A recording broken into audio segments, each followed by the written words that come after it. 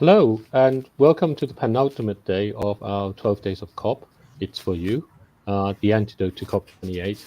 And we've heard from many people over these 12 days, and actually it's time for us to reflect on how this journey has been for ourselves, for everybody who's contributed, and what our thoughts are. And as always, we start with this most important session, which is anchored in the center of our sessions at a time which is accessible to everybody around the world, of prayer and meditation, because it's particularly important to myself and to many people that we do not forget the reasons of why we are doing what we are doing in order to help each other through the climate challenges. And today we have Father Stephen with us, who is going to lead the prayers for us. Thank you very much, David. Our prayer is called Laudato Si Chaplet, in which we will have entrance song, and then we'll have a meditation, and then we'll have another song, another meditation, and then a song, and we'll be done. We'll make a prayer after that. So I'll play the first song of the introduction song. I hope you can hear.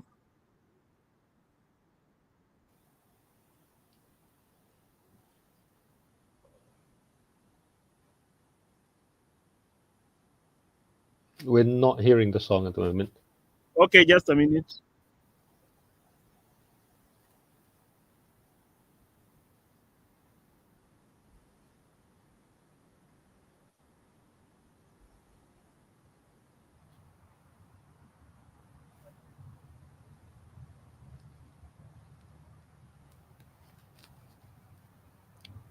Is there a way to share?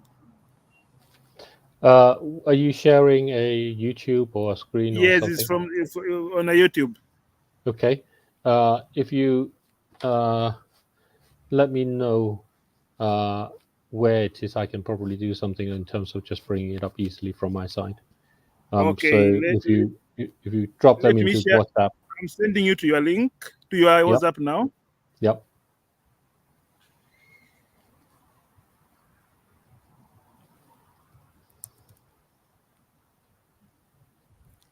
I have sent to your WhatsApp. That's the first one.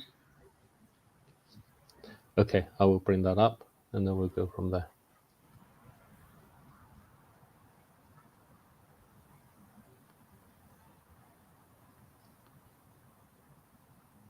Give me one moment while I share this. Let me stop sharing from myself.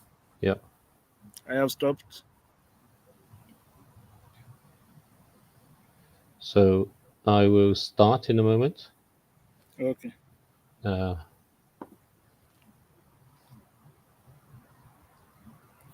we are. Toutes les pleurs des pauvres, les pleurs de la terre. Au secours! Revenez pour la gloire du Seigneur.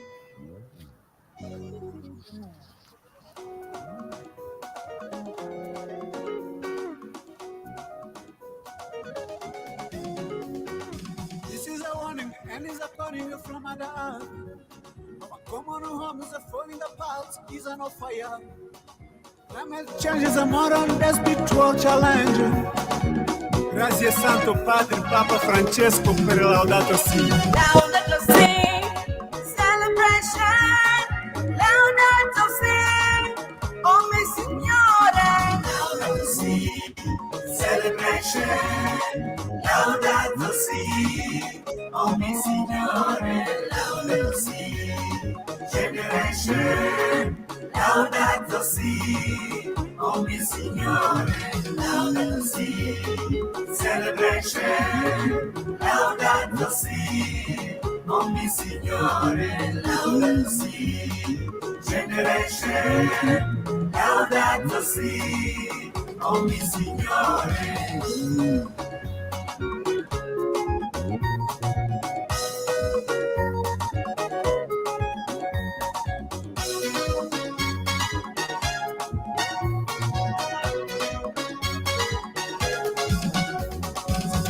Kilio cha mamaruji pia cha wanyonge, utaelewa maisha ni kila kitu kimeungana. Human being beings, fallen trees connected. Climate change, poverty, peace, and economy. Future generation, our generation connected. Laudato Si celebration. Laudato Si, celebration. Laudato Si, oh mi Signore. Laudato Si, generation. Laudato Si, oh mi Signore. Laudato Si, celebration. Laudato Si, oh mi Signore. Laudato Si, generation. Laudato Si, oh mi Signore.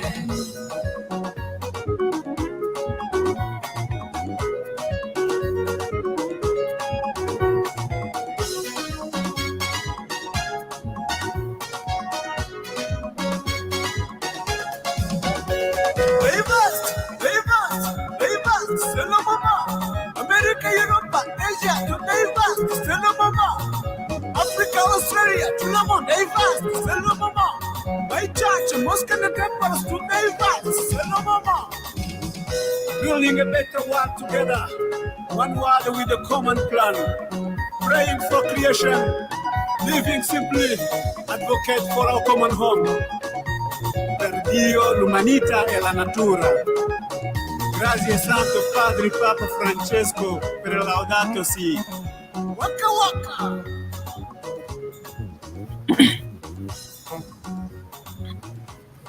You can just stop. Yep.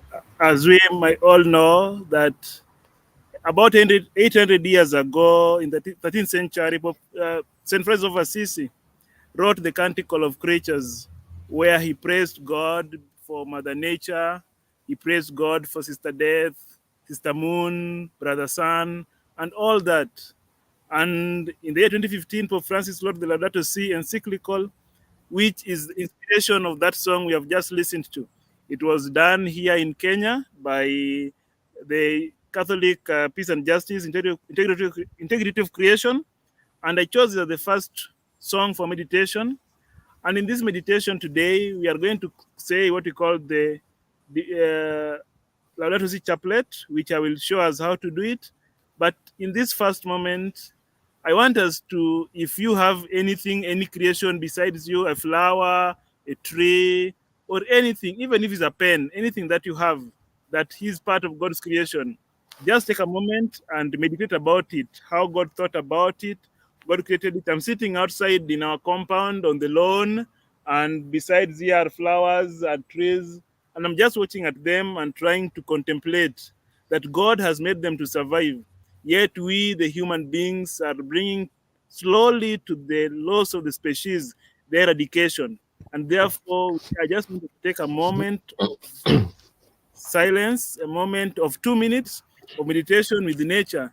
Just bring into your mind something that is so close to you, be it the dog that you have, the cat, or everything in the world that is there, but yet we are causing their eradication, their loss from the species world because of the harm and the damage that we continue to do.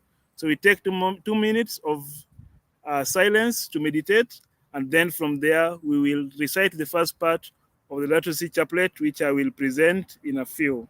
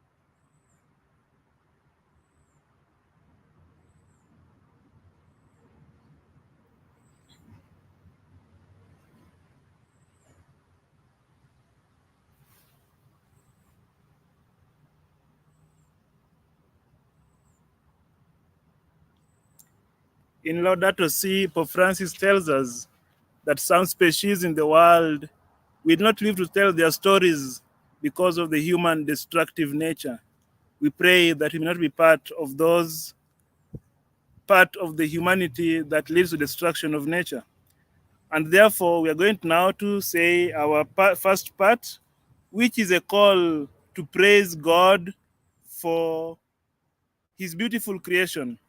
And as you can see from the screen, we will be praising God for all that he has done, for the parts of nature that we live with, that we exist with, that the air that we breathe in, the water that we use, the fire that we have that gives us warmth during the cold season, and most of all for Mother Earth.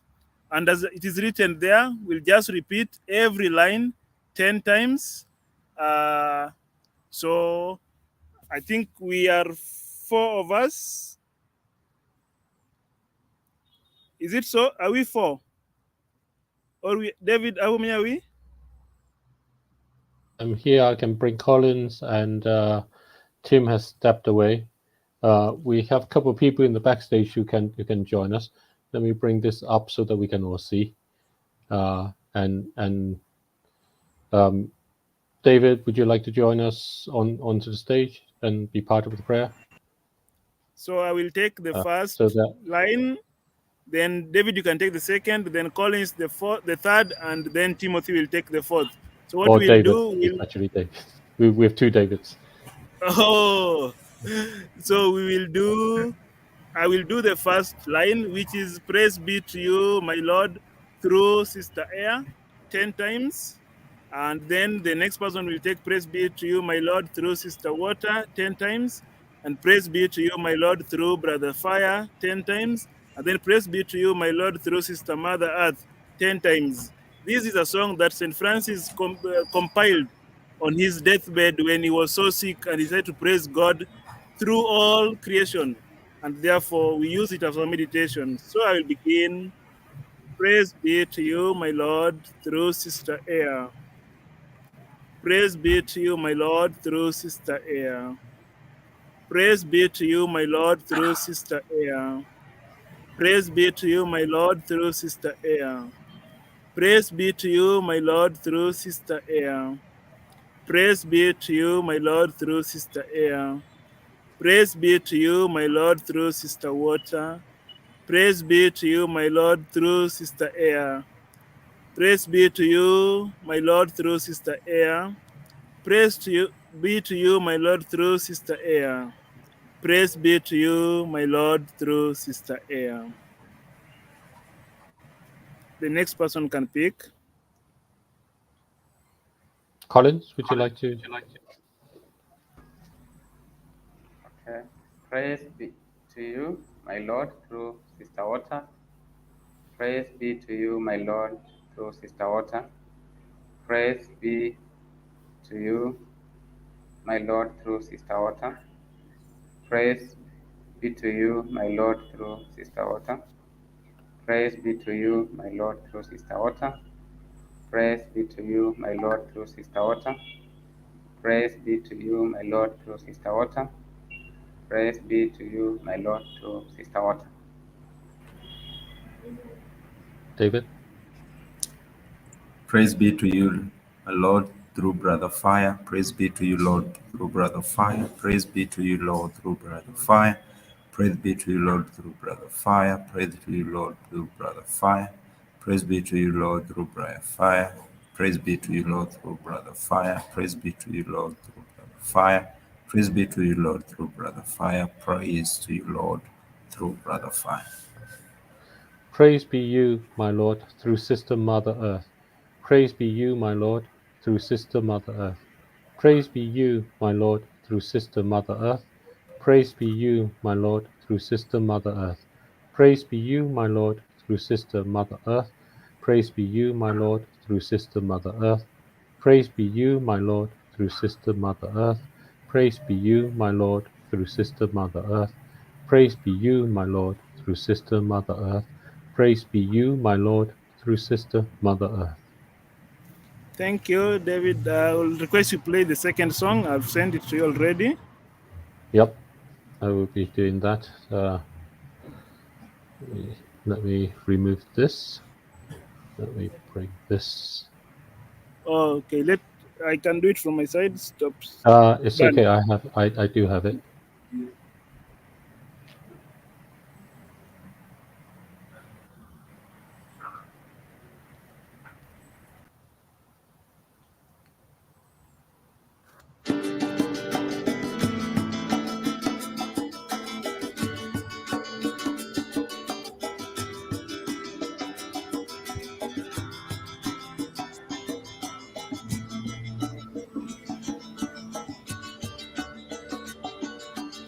Maybe you forward a little bit so that it can start.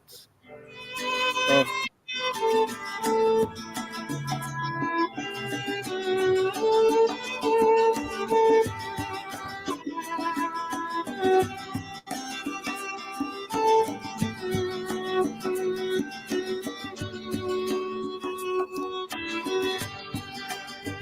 I don't know if it's also from my side because my side is hanging. I don't know if it is okay for everybody. It's okay for me, Colin. Okay. Is it okay? Yeah, clear. I'm hear it clearly. Thank you.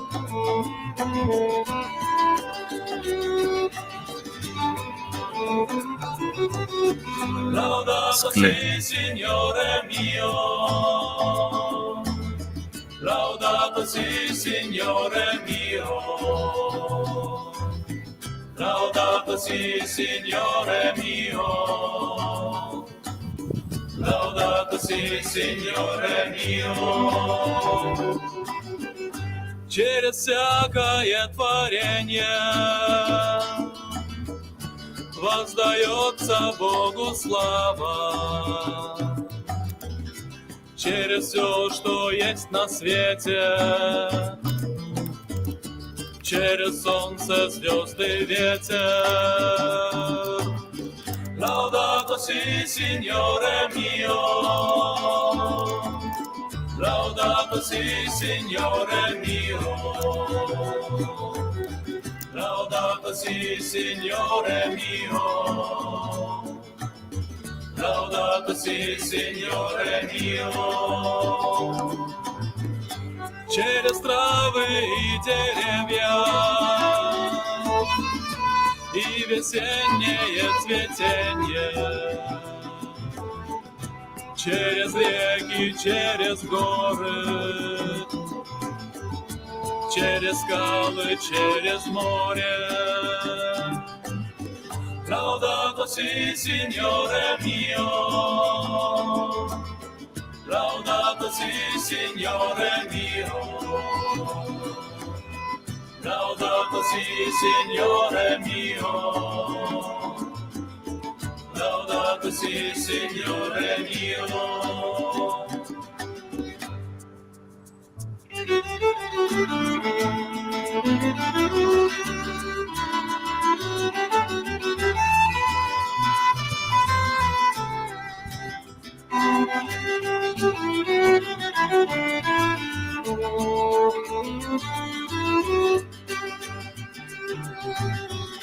Через все плоды земные, через все труды земные, через яблони в саду, через лилии в цвету. Laudato si, Signore mio, laudato si, Signore mio, laudato si, Signore mio, laudato si, Signore mio. Все Творцу хвалу возносит, и Его ликуя славит. Пусть такой хвалебной песней наша жизнь с Тобою станет. Laudato si, Signore mio, laudato si, Signore mio, si, Signore mio. Laudato si, Signore mio. Laudato si, Signore mio. Laudato si, Signore mio. Laudato si, Signore mio. Before we were using Monday.com, our team You was barely. can just Our days used to split between work and managing work, but David, Monday. you can finish. Okay, I might not have said in the beginning, the word Laudato Si is Latin word for praise be to you. And when St. Francis of Assisi wrote, praise be to you, my Lord, he was thanking God for all that is created. That is why you have seen the birds, you have seen the waters, you have seen the air, they have seen fire and all that. The brothers are composed that song, now make into a song. Francis just wrote it, and the brothers have made, and people have made different songs about it. But what is behind it is the praise be to you, my Lord, for all your creation. And therefore, we'll finish the last part. We'll be having now a thanks be to God. We said the first one was praising God. Now we're going to thank God for his creation. And after that, we'll be able to have a closing song and a closing prayer. So we will do the second part of the Laudato Si chaplet. And in the same way, now it is thank you, my Lord, for Sister Air, because this is what we breathe in daily without paying. Water is a scarcity in the whole world, which some people are not with it. So we thank God because he has given us water, and that he also make others to have it.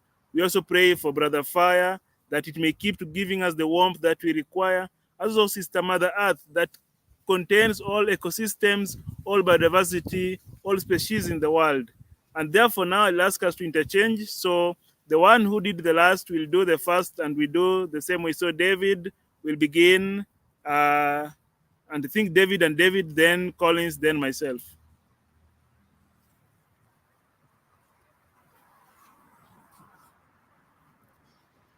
David, you can go ahead with the first line. Thank you, my Lord, for Sister Air. Thank you, my Lord, for Sister Air. Thank you, my Lord, for Sister Air. Thank you, my Lord, for Sister Air. Thank you, my Lord, for Sister Air. Thank you, my Lord, for Sister Air. Thank you, my Lord, for Sister Air. Thank you, my Lord, for Sister Air. Thank you, my Lord, for Sister Air. Thank you, my Lord, for Sister Air.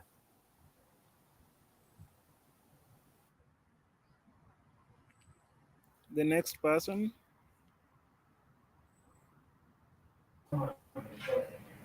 Thank you, my Lord, for Sister Water. Thank you, my Lord, for Sister Water. Thank you, my Lord, for Sister Water. Thank Okay, I you, my can go Lord, for as you Sister wait. Water. Thank you, my Thank you, my Lord, Lord, for Sister Sister Water. Water. Thank you, my Lord, for Sister Water. Thank you, my Lord, for Sister Water. Thank you, my Lord, for Sister Water. Thank you, my Lord, for Sister Water. Thank you, my Lord, for Sister Water. Thank you, my Lord, for Sister Water. Thank you, my Lord, for Sister Water. Thank you, my Lord, for Sister Water. Thank you, my Lord, for Sister Water.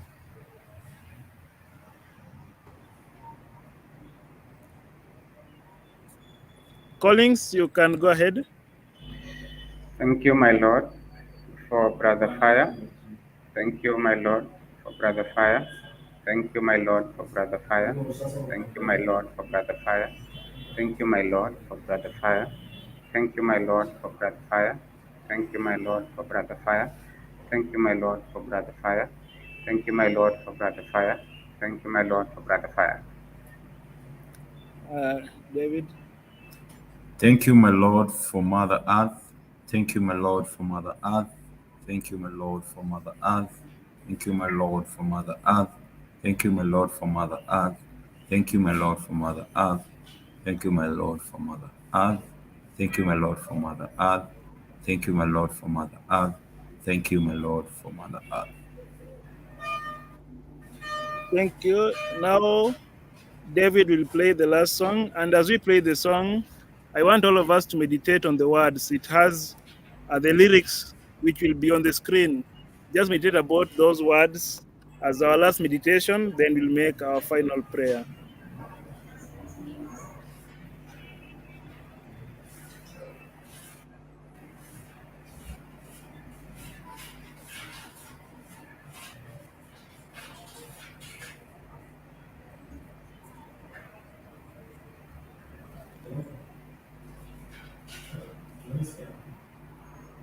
David, can you see the song I sent to you?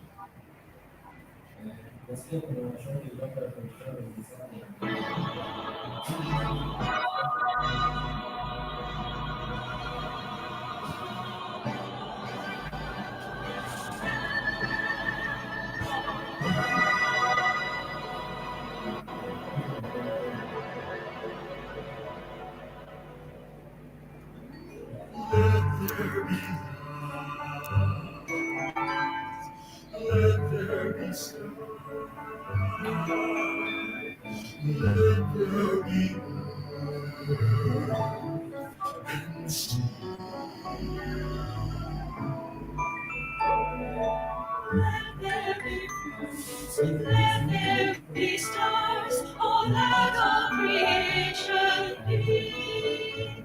And then let there be children to live as stewards of beautiful birth. They're made in the image of everlasting God. They are living as brothers and sisters. They are sharing one common home. Woven together, breathing together, living together as one. Lodato si Signore, praise be to you, my Lord. Benedici te, Signore, bless my Lord, give thanks to the Lord, serve the Lord, my soul. Lodato si Signore. Seasons change and children leave the garden of their dreams. A chance to know the earth and all her gifts. Then darkness poisons the earth, fumes fill the sky. Mountains live by fire, creation slowly dies, and the children weep, creation cry, their voices reach the sky. So love pours rain to wash hearts stain, and new seeds begin to rise.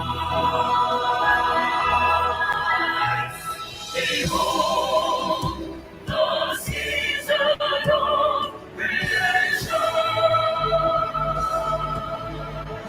Lodato si Signore, praise be to you, my Lord. Benedici te, Signore, bless my Lord, give thanks to the Lord, serve the Lord, my soul. Lodato si Signore. Let there be change, let there be care, let there be unity. Let there be joy, let there be peace. Oh, tell all our children.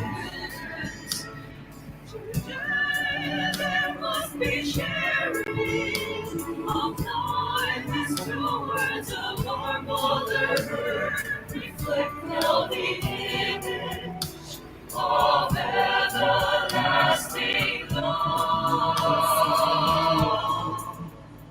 We are living as brothers and sisters. We are sharing one common home. Loving together, breathing together, living together as one. Lodato si Signore,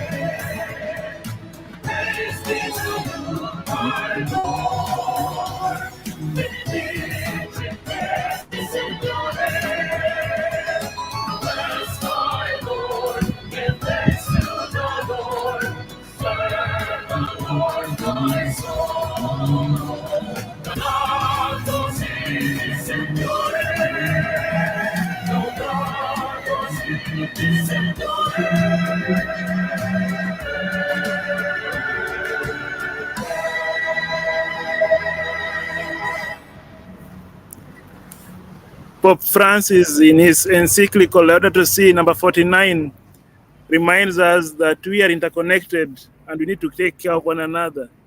And these songs reminds us also that we are brought into the world as stewards. It has told us that God created everything, but at the end, He brought humanity as stewards. And therefore, you and me listening to this prayer this evening, this afternoon, depending on where you are logging in from, it reminds us that you are a steward. And our destructive nature causes pollution, causes mountain and forest fires, and we need to stop. We need to have a change. We need to have unity. We need to have love and care for one another. And therefore, as we close this meditative evening, we now pray prayer for nature, that God may help us to be uh, true to our life, true to our way of living. And this prayer was part of the Laudato Si encyclical of Pope Francis, a prayer that, as I read it out, I will call each and every one of us to go through this prayer in your heart, that you may meditate also together with nature. A prayer for our earth. All-powerful God, you are present in the whole universe and the smallest of all of your creatures. You embrace with your tenderness all that exists. Pour out upon us the power of your love, that we may protect life and beauty. Fill us with peace, that we may live as brothers and sisters, harming no one. O God of the poor, help us to rescue the abandoned and forgotten of this earth, so precious in your eyes. Bring healing to our lives, that we may protect the world and not prey on it, that we may sow beauty, not pollution and destruction. Touch the hearts of those who look only for gain, at the expense of the poor and the earth. Teach us to discover the worth of each thing, to be filled with awe and contemplation, to recognize that we are profoundly united with every creature. As we journey towards your infinite light, we thank you for being with us each day. Encourage us, we pray, in our struggle for justice, love, and peace. Amen. Amen. May God bless you and keep you as you endeavor in all that you do, not only for the climate, but also for humanity, because climate injustice is injustice to human life and to human right of existence. Thank you. Thank you. Thank you, Father Stephen. Thank you. Back Really to you, appreciate that. David. Thank you. And I want to thank everybody for taking part with this prayer to start our afternoon session. Really appreciate the time, Father Stephen, and like that to see the prayer from the Pope in the encyclical he wrote at the time of the Paris Agreement, to call for us to remember that we are all together in one world, no matter where our background, where we may be, which country we may come from, and to Hello, David. recall Father Stephen's words Can you hear me? to recall Father Stephen's words on we're all shepherds. Thank you. Thank you, Father Stephen. I will take you off the stage for now. And Tim and Collins and David, I'll leave it in your capable hands for the afternoon sessions. Thank you, David. Thank you, David. Then, yes, Tim. Glad to see you today. Hello, David M. How are you doing? I'm very fine. Hello, I'm very gentlemen. fine. I'm very Yeah, fine. I'm also Collins and good. David. Nice to Also see doing you. well. Thank you. Yes, great time we have had. I know maybe it will take 2-3 minutes to just reflect on the meditation and prayer part with Father Steve, and maybe I'll start with you, Tim. How was it for you? And just remembering that this is almost our second last day to the journey that we have had for the 12 days. Yeah, sure, Collins. It's it's our last sprint, and that is the second last sprint that we're having. And I honestly have to confess that I genuinely look forward for this segment. For that is the prayer and meditation segment. It makes me sort of separate from the daily hustles of day of life, and I get to connect with a higher being, and also get to pause during the meditation segment. And from Father Steve's session today, I think it made me connect with spiritual aspects, giving me spiritual connection, whereby the prayer has a unique way to connect people with a higher power, or rather, if I may call it, a divine force, where it serves, it gives us, some source of guidance, whereby we get to express gratitude and also cultivate some sense of purpose and meaning of life. Because it's easy to be caught in between, life hurdles, and we forget to appreciate what we have, forget to appreciate that we have the gift of friendship, we have the gift of brotherhood and sisterhood. But this time, this segment makes us realize that we have something to be grateful for, and that is what I got from Father Steve's segment of prayer and meditation. And actually, even as we forge to call for climate action, that we actually have things that we are grateful for, as convening here, Collins and David.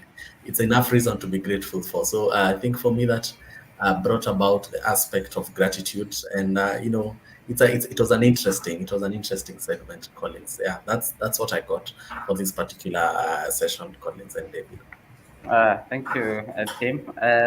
Over to you, David M. How has it been experiencing this prayer and meditation part for you? Thank you very much, Collins, and I just want to thank Father Stephen in his absence for taking us through that session. Indeed, it was awesome and grateful, and more specifically that he connected us to nature and reminded us that nature is also part of religion. It was a God creation in the first place, just as we as human being. Nature is also God's creation. That's why we kept repeating, redoing the saying that we are saying. Thank you, brother water. Thank you, sister earth. And actually the aspect of connecting the four, that is, water, fire, earth.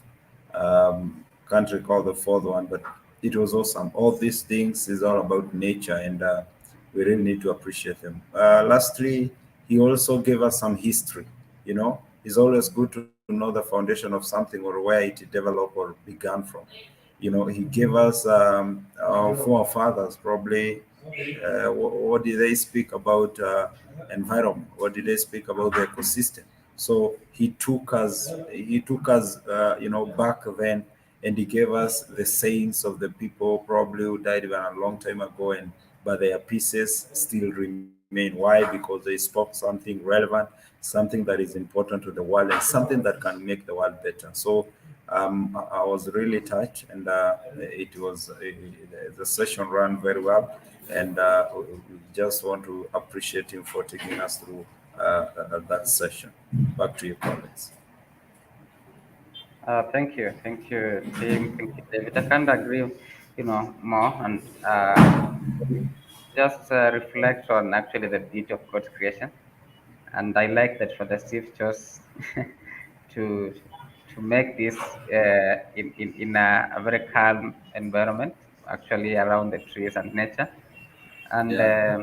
what I pick from it is actually that we have been entrusted to safeguard, nature and the ecosystem around us, and the fact that we are actually stewards entrusted with this number course, it just inspires me to take a moment to actually appreciate that trees and water and all this are actually sisters and brothers living together in love, and in such a way we also get to understand that we have a responsibility to actually take care of our environment, and that's how we also express our responsibility to our Creator, that we are actually stewards.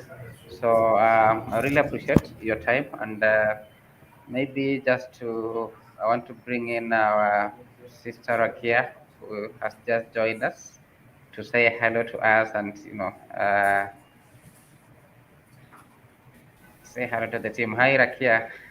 Hi, hi, hi. Can you guys hear me? Uh, Yeah, can hear you. I will ask David to mute kindly so that you can hear Rakia.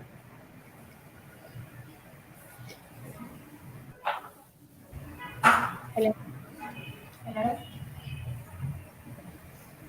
Just a David M, could minute. you?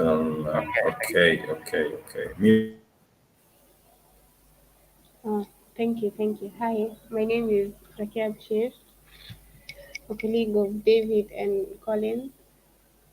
And yeah, I was there for the prayer. And what I can say about it is a different perspective from mine.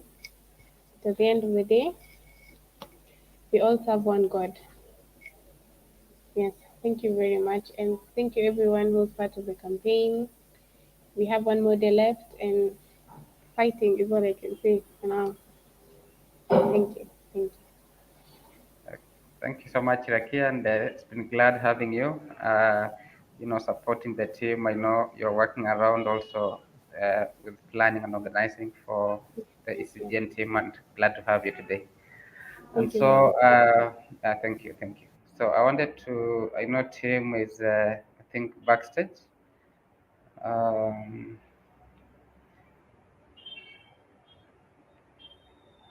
so Tim, what do you have for us today? Interesting. Thank you, Collins. And today we have a couple of interesting conversations. And we will be flying from Gambia back to Kenya, and that is Nairobi, Kenya.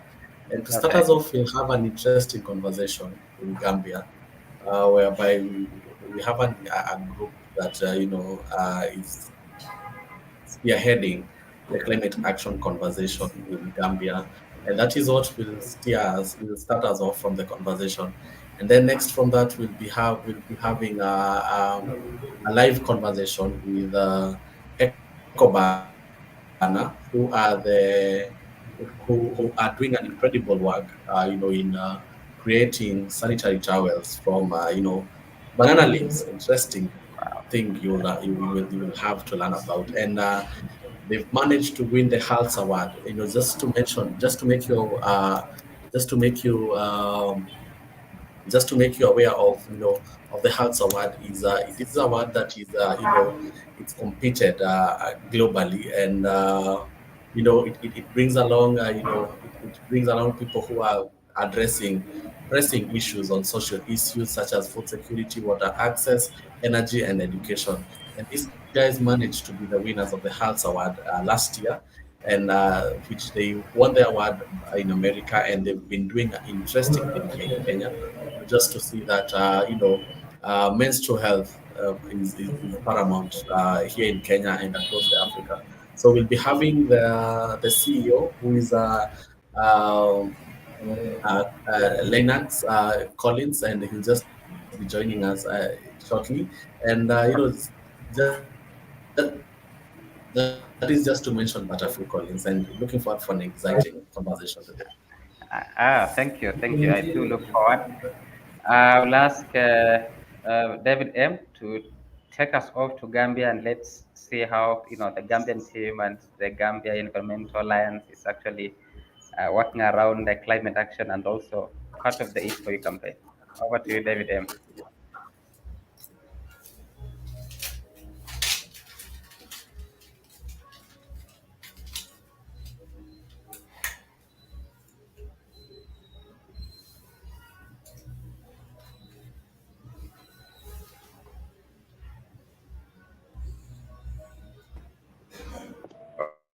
Okay, well, thank you. It's a good morning, it's a good afternoon, it's a good evening for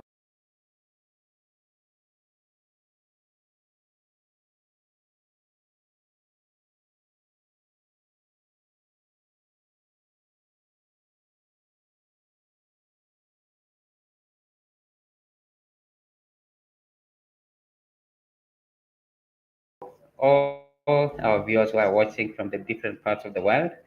And today,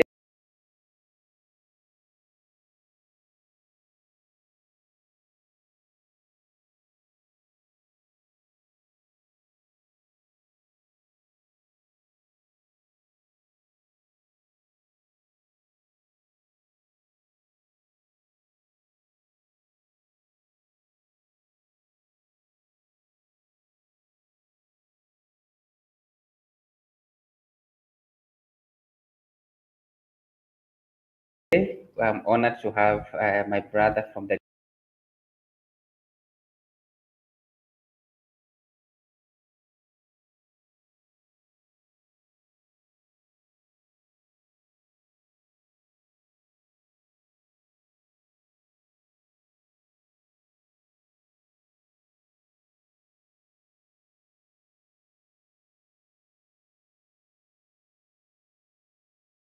Gambia called Mohammed, and it's for you.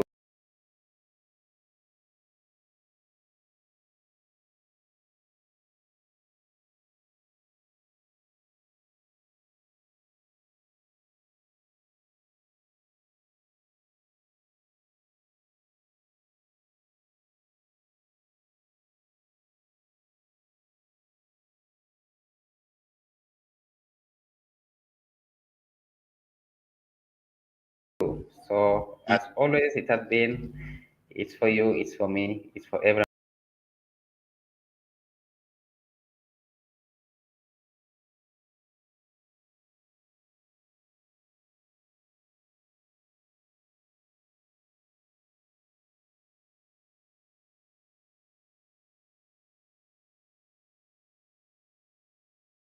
Else. And this time I want to welcome my brother to just introduce himself, tell us briefly.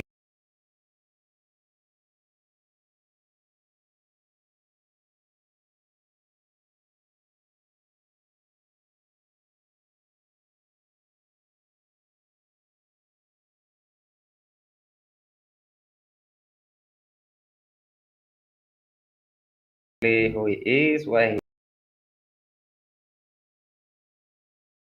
to the show, and this is It's For You campaign. Here with me I have Lenny Langete. I'll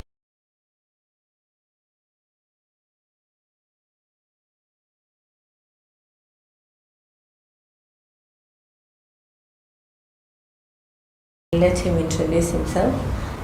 Yes. Oh, thank you, Annette.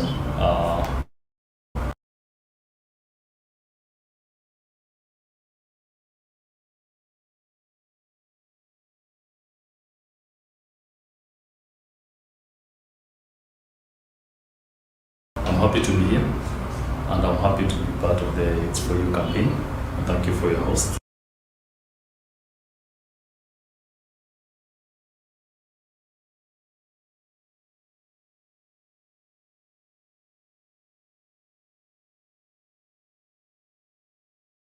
And my name is Lenny Lengete.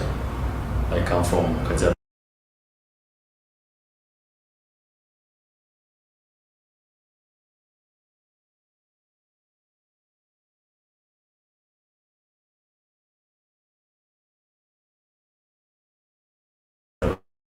County, it is Kajiado Central Sub-County, at a village known as Maparasha. And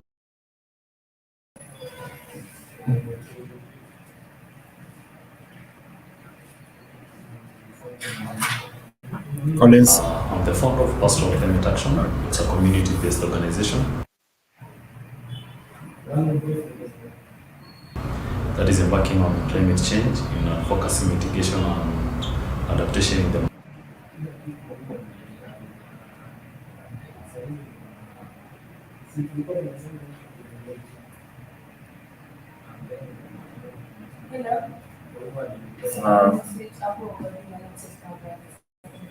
Masai. And as a pastoralist, there are so many things that we have seen that we need to tackle. So you get to know much as we interact in this session.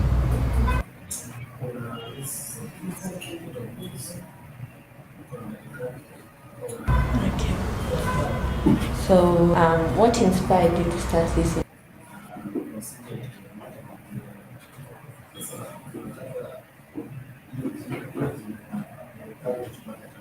Um,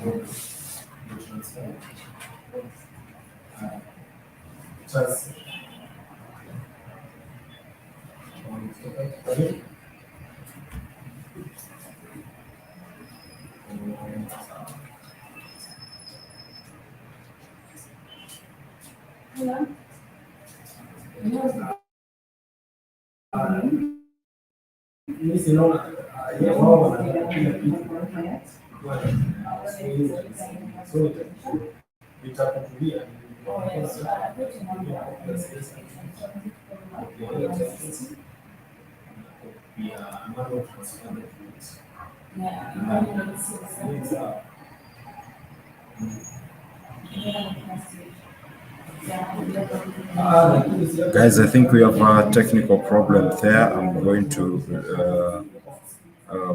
play this video on another way.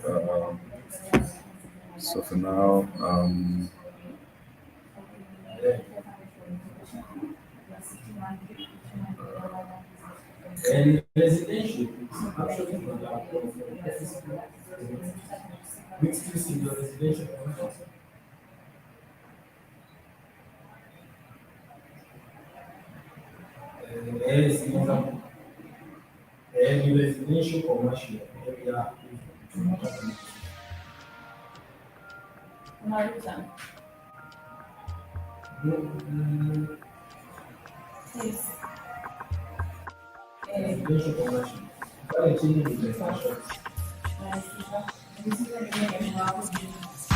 I believe I'm like the stars and the moon. I'm shining bright, so I will live, spreading love all night, every day and night. So the time to make a change is now. So the time to make a change.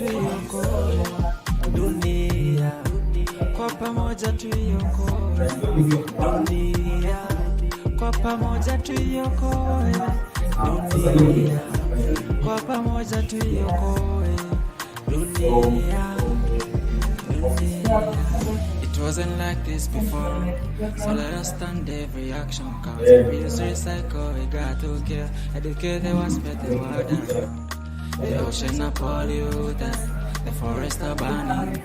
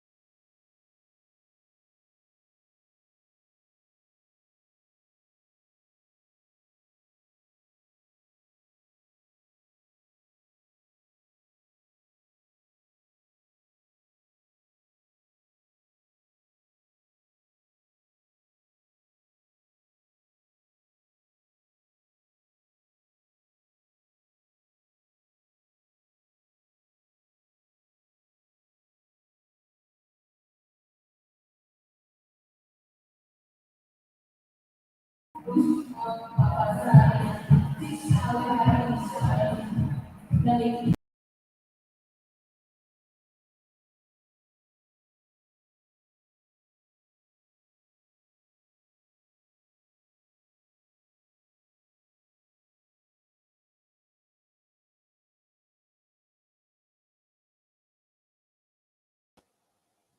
are you doing? Hi.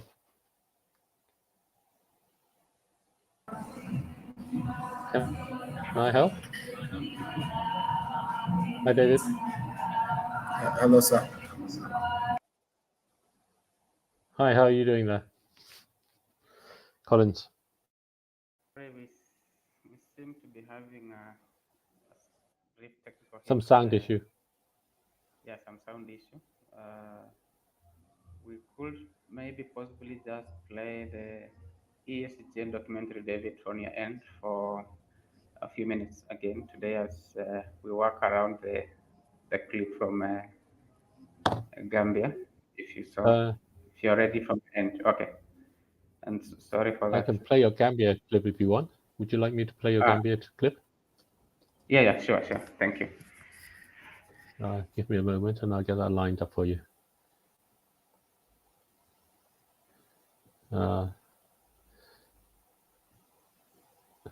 So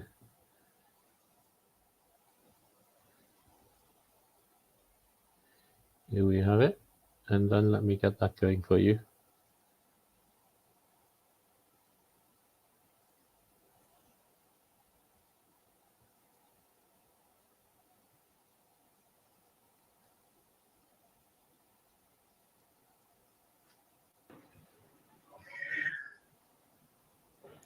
Okay, well, thank you. It's a good morning, it's a good afternoon, it's a good evening for all our viewers who are watching from the different parts of the world.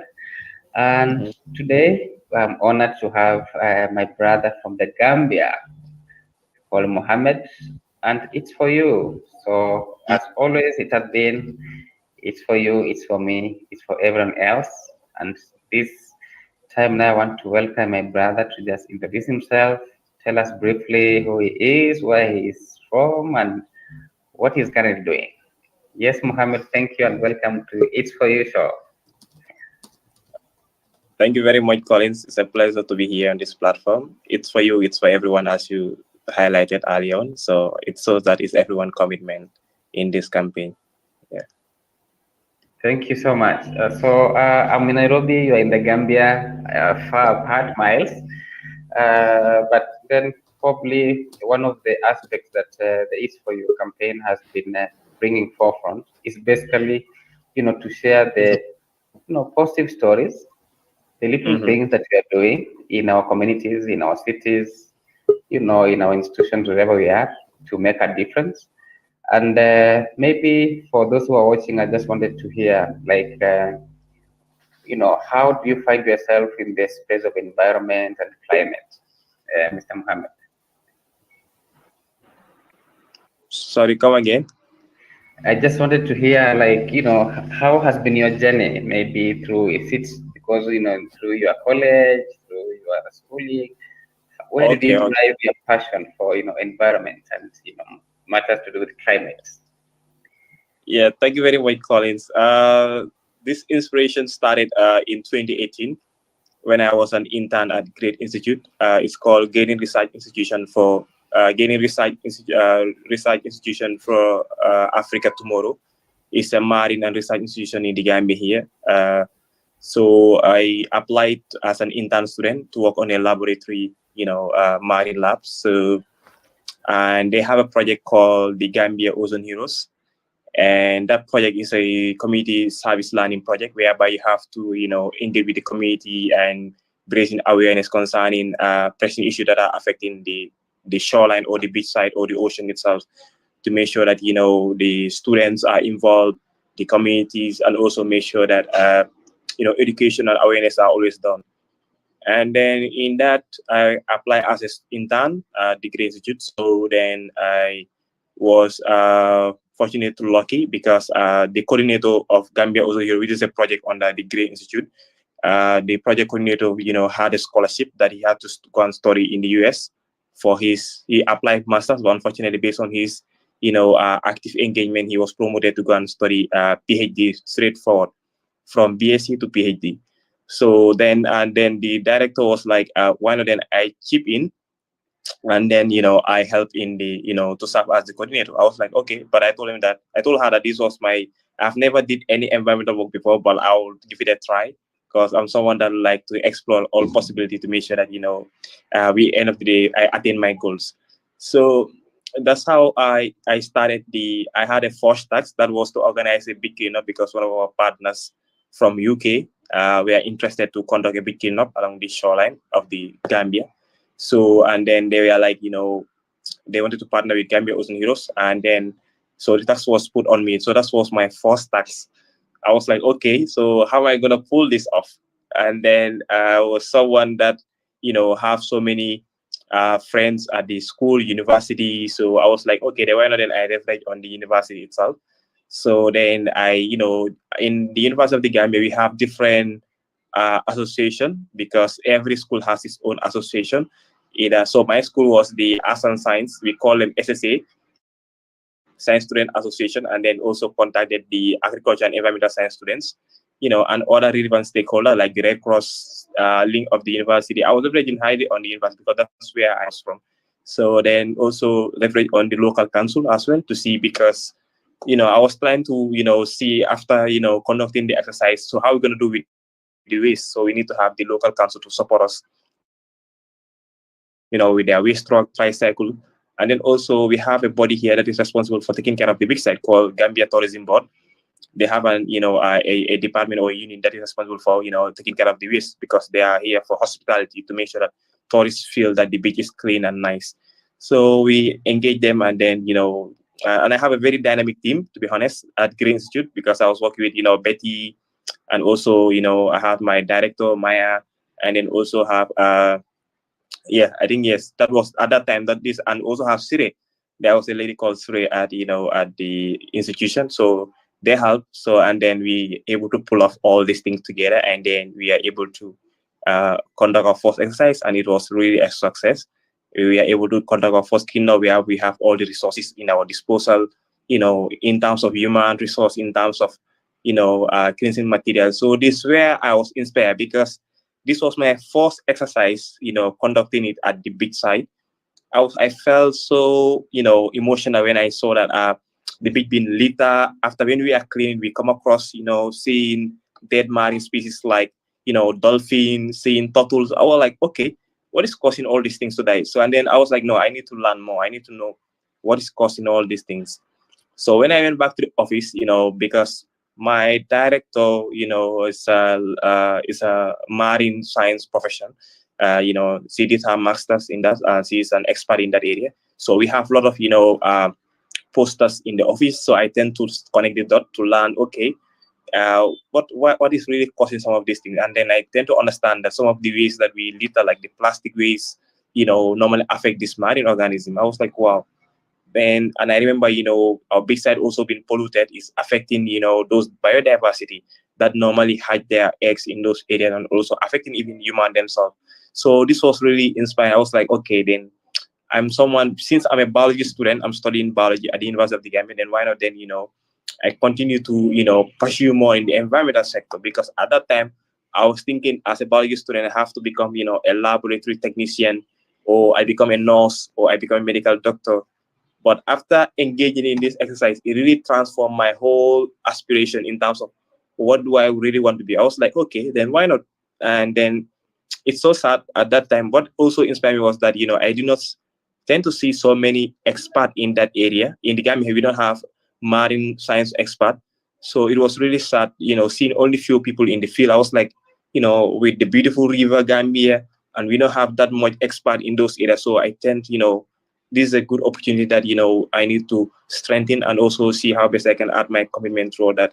So basically, that's what inspired me to become an environmental advocate starting from 2018. And up to date, I've been so resilient on it by engaging over, hundreds youths that I have trained. I have mentors to make sure that, they become more environmental aware, and also, to know about the marine issue that is happening in our country, and then also try to centralize the big cleanup itself. Because at that time, as the coordinator, I was so ambitious. I was like, why not? Because of the problem cannot only be solved by my organization.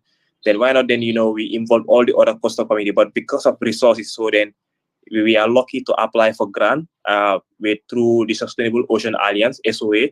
It's an international organization. They were able to fund our activity and also get other local donors in the country here. We're able to support so that we can able to buy material equipments that are needed for big cleanup and support the coastal community that are also within the shorelines. And then doing that for over a few years time, I was like, okay, then, then my transition also shift from, being the coordinator of Gambia Ocean Heroes. And then we started discussing with different organizations because we are like, there's so many pressing issues. It's not only about, the ocean, but we also have the forest, we also have the mangrove ecosystem, we also have, waste management, we also have, bad life, we also have other sectors of the environment that are also affected. So we are like, why not then we, see how best we can form an alliance, whereby, we can address the challenges of our country, especially the Gambia. So that's what really inspired the Gambia Environmental Alliance. And then, we tend to become as an alliance over different organizations that is amounted up to currently we have 51 plus environmental groups that are within the alliance, and it is still growing because people have really seen how important it is for us to work as a team, as a united front to make sure that we address pressing issues once at a go. So definitely this is what is really inspiring, and yeah, basically this is my aspiration toward doing all this environmental work that I'm always doing, and I'm so passionate about it, to be honest. And it feels like a joyful effort and a commitment that I'm giving back to my country, to my community. So it's really something that I'm so proud of, yeah. And I'll continue to, yeah. Amazing, Mohammed. I can feel it. That the passion and the commitment inside you, my brother. And very inspiring story indeed on how an opportunity like that seemed like just a short-term thing you thought about, you couldn't explore, turned out to be a doorway and a pathway for you even actually to get into something that actually I can see that it's so fulfilling for you. And maybe you have mentioned about the whole aspect of the networks and engaging the different stakeholders and then coming all through that way, because I feel this story is a model that actually other groups or youth organizations in different parts of the world, and particularly maybe in Africa, could pick up to actually also champion and ensure that whatever they are doing is actually impactful. So how in your journey to bring on board these different environmental groups, 50 plus, it's not like very small.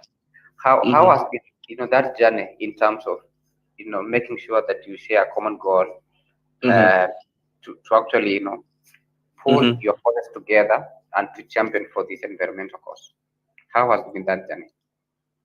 Yeah, to be honest, Collins, it was very rough in the beginning because every organization has its own goals and interests. And then so bringing them together, others we tend to think that maybe the alliance will try to override or will try to take up their responsibility or their mandate.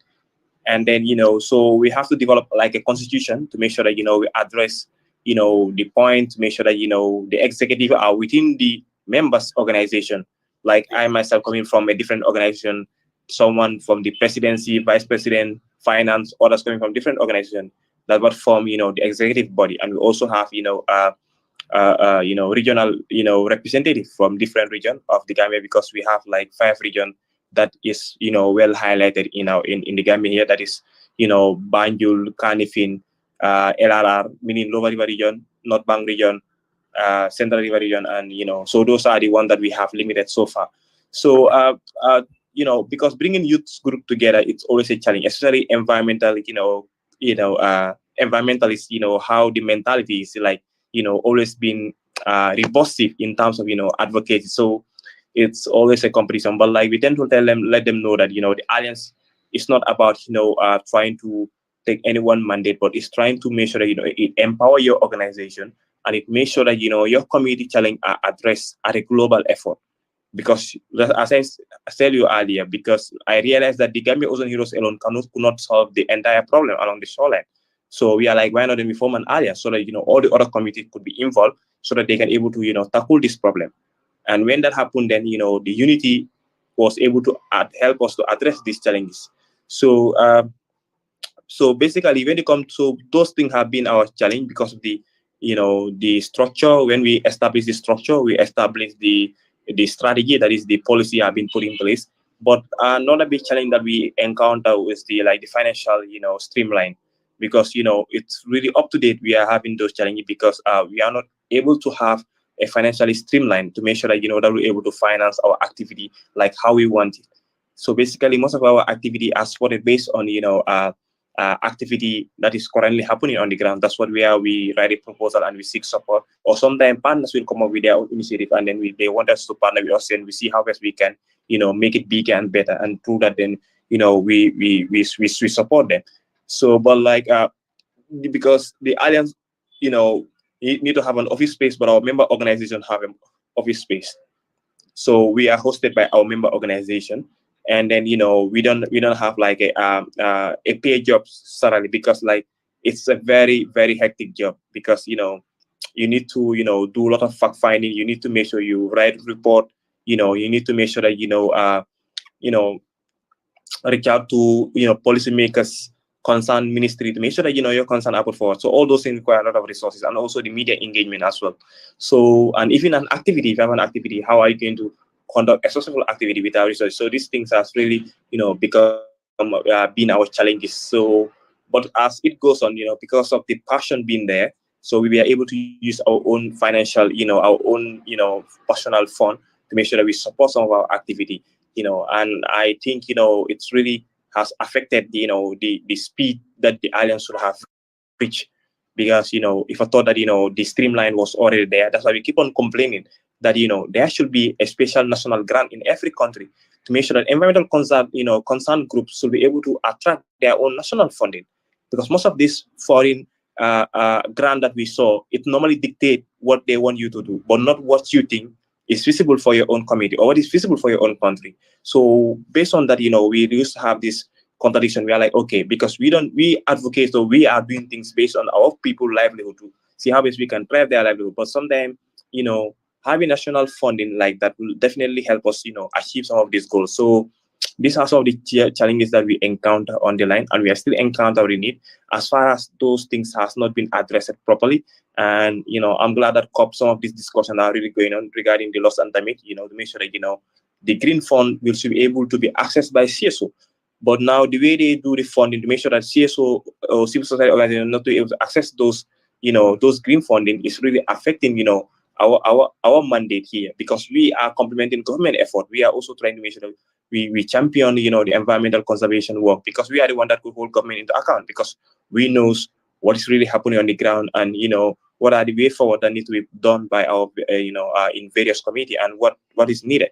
So, but if CSO are not able to have that support, and then to streamline those funding or cannot access those funding, then it becomes a challenge. And that's what we are really in that depth right now, because we cannot access those streamline. That's why some of us cannot even go for COP, because we didn't have the support. We cannot go for COP, and we cannot even attend other important meetings where we should have been there to make sure that our voices are heard, because our hands are in the soil. We know what is really happening on the ground compared to someone being in the office, someone being in the office, not knowing what is really happening on the ground. So for us, we are basically hand and glove with the people of the community, so we know their problem. So sometimes we feel like it's just not fair, when certain things are happening, and then CSO are not that giving that priority to make sure that they help in some of these important effort. Yeah. Wow, thank you, my brother, and very important, highlights from your comments, Mohammed. And I just came from as CSO, stakeholder forum, and one of the key things that you're mentioning actually very important about the potential for actually CSOs to champion for real transformational change when it comes to actually implementing climate action projects within the communities. And The reason why I asked about the alliance aspect, because there's also an aspect about if you don't come together, then even dissemination of information with regards to the opportunities and the projects that actually these groups can partner in becomes a challenge. And so, how have you also managed to harness that power of unity in terms of having all these groups together to drive that? That's number one. And then number two, I think I wanted to come to the project that you actually did, like for example, the beach cleanup and the marine projects. How has it been taken up by the community or from the the government in terms of also strengthening that partnership for sustainability of such projects? Yeah, Collins, regarding how we are able to manage that strong partnership collaboration with our member organization has really been through hard working and transparency and then accountability, because we make sure that every project that we have or activity that we have, we make sure that the entire members are put in the picture, because that is very important. We have that direct line of communication with all the respective member organization. They are always involved in terms of communication so that they can know this is what we are up to, this is what we are about to do, so that they can be involved, because they have to be involved. If they are not involved, then the members alliance will not be that strong. So I'm glad that so far we are able to do that over the years, and they have really seen the successful achievement that we are able to conquer throughout the country in terms of standing out for issues that are very pressing issue, whereby and not a single organization will dare stand up to, even standing against the president in terms of certain policy that they might put forward, and even concerned ministers, to make sure that to show the people that we have the power, because we are not only a single entity, but we are more than one civil society organization that is putting pressure to make sure that our voices are heard, and the community that we are represented are also heard. So these have really put a lot of trust in those organizations, and to make sure that as I said, that's why the membership is still growing. And guess what? We are not even charging even a penny to all those members organizations joining us. So because we felt like we need to have that strong alliance and bond before we could start maybe taxing each of them to pay a contribution. But we know we need the resources. But these things have really been helping us to make sure that they understand that wherever there is an environmental concern, we can rely on the Gambia Environmental Alliance to address this pressing issue. So that's why we, in terms of bad life issue that was happening this year concerning the bad influence of flu that happened, have killed over 10,000 plus birds in the country, and we are able to address that with the respective institutions like the Department of Parks and Wildlife.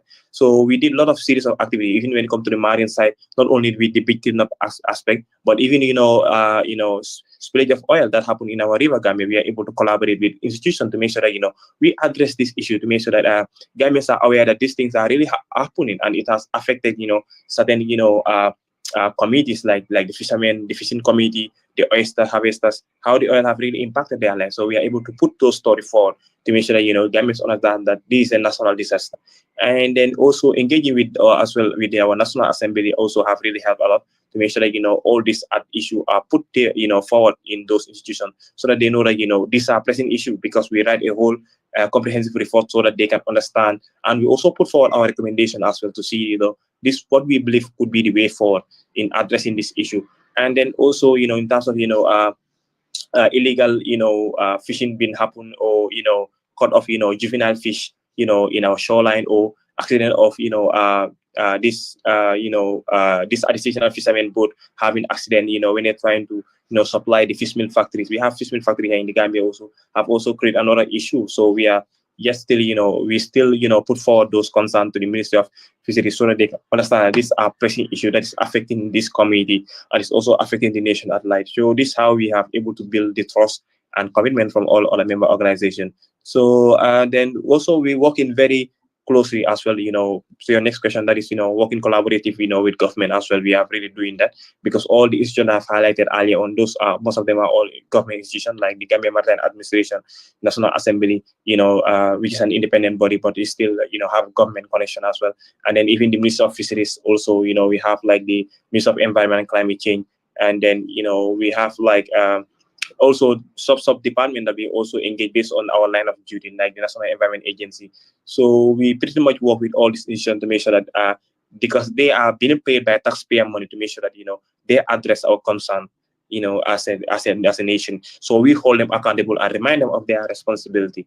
When we feel that certain things are happening and they are not taking responsible, they are not taking the right decision, and then we tend to come out, and then put it out there, either write a press release, conduct a survey, conduct a research to make sure that those issues are addressed. So, we have definitely done that, and we have also worked closely with, series of, embassy as well, in the Gambia here, like the U.S. Embassy, the British High Commissioner, and then the French Embassy. We are collaboratively working with some of these embassies to make sure that, they support us in some of our activity, and also, help us to make sure that, we address it, especially when we come to some years, like around last year, one of our key national park, like the Monkey Park, was wanted to be, sold out to the U.S. Embassy so that they can build their embassy, state-of-the-art embassy in the Gambia here. So we were able to have a consultation with the ambassador to make sure that we tell them the facts that these are heritage for us. These are very important ecological site to us. So we think that because there are cities of spirits of primates that are found in those areas, like the monkeys, like the red colobus, these are very rare. So globally, we explain those things, the facts to them, that the global range of these red colobus are getting extinct. So then having the embassy here will also kill this population. When kill this population, then also affecting the biodiversity in this area, and also will cause a lot of conflict between human and monkeys or primates. So this thing has to be smartly looked, because America have this power, they have the money. So for them, they can buy other areas where they think they want to build their estate, because where they want to build their state-of-the-art embassy.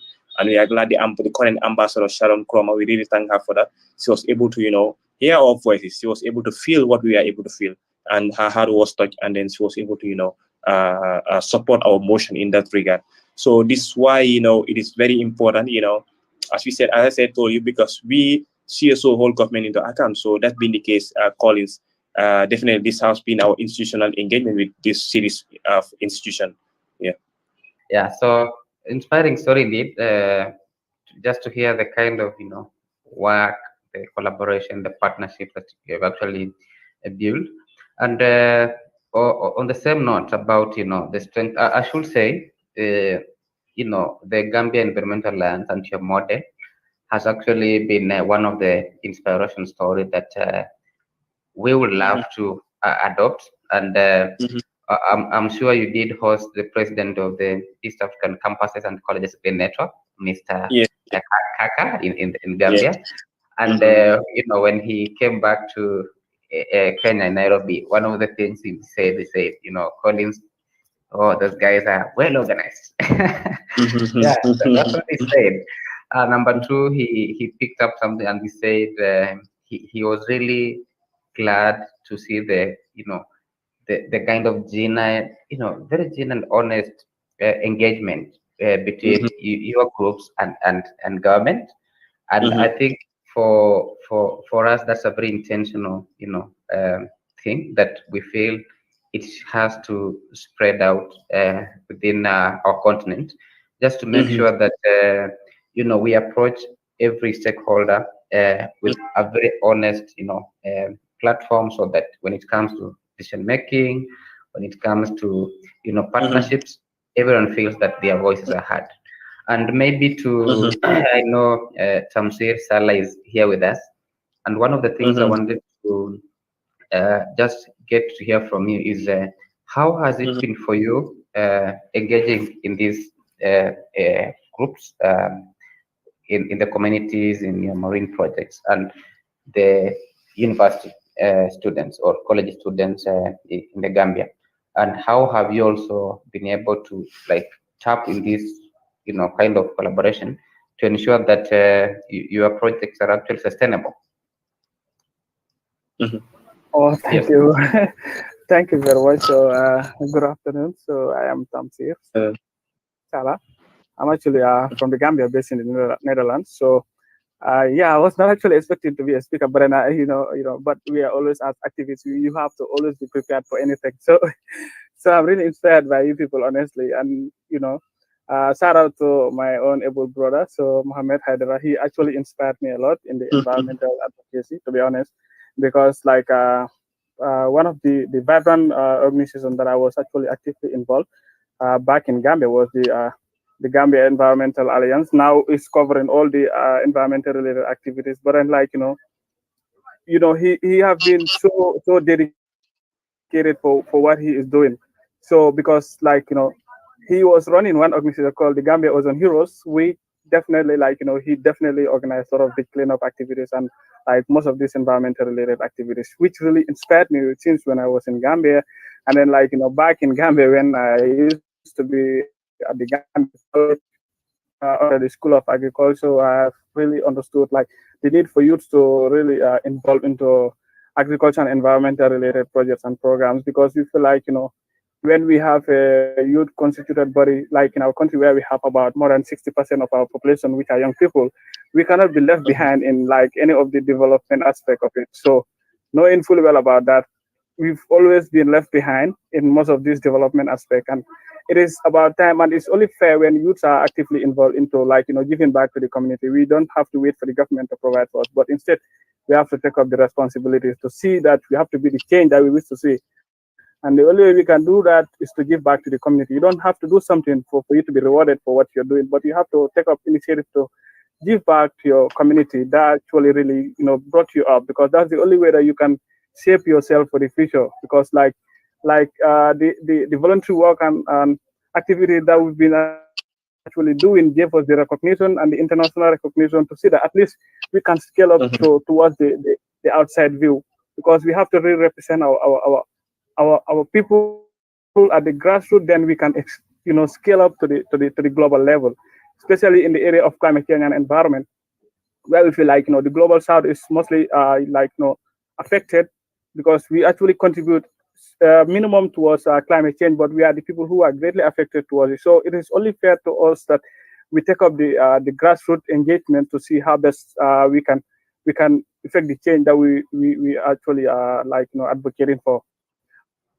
And then with the amazing leadership of the Gambia Environmental Alliance, this year they hosted the ELCOI, that is the second edition of the local conference of youth, which attracted about 150 delegates from Gambia, where actually they took part in the discussions on how best the young people can be represented in the climate change industrial arena, because we feel like most of these young people are not represented in the global level to see, like they don't have the opportunity to be in the global level or global platform to talk about climate change and the need for climate justice, climate finance, and whatever. So, but organizing these local conferences where they can actually, have the opportunity to share their viewpoints, where we were able to draft the youth statement, at least that will really, represent their concerns to the global level.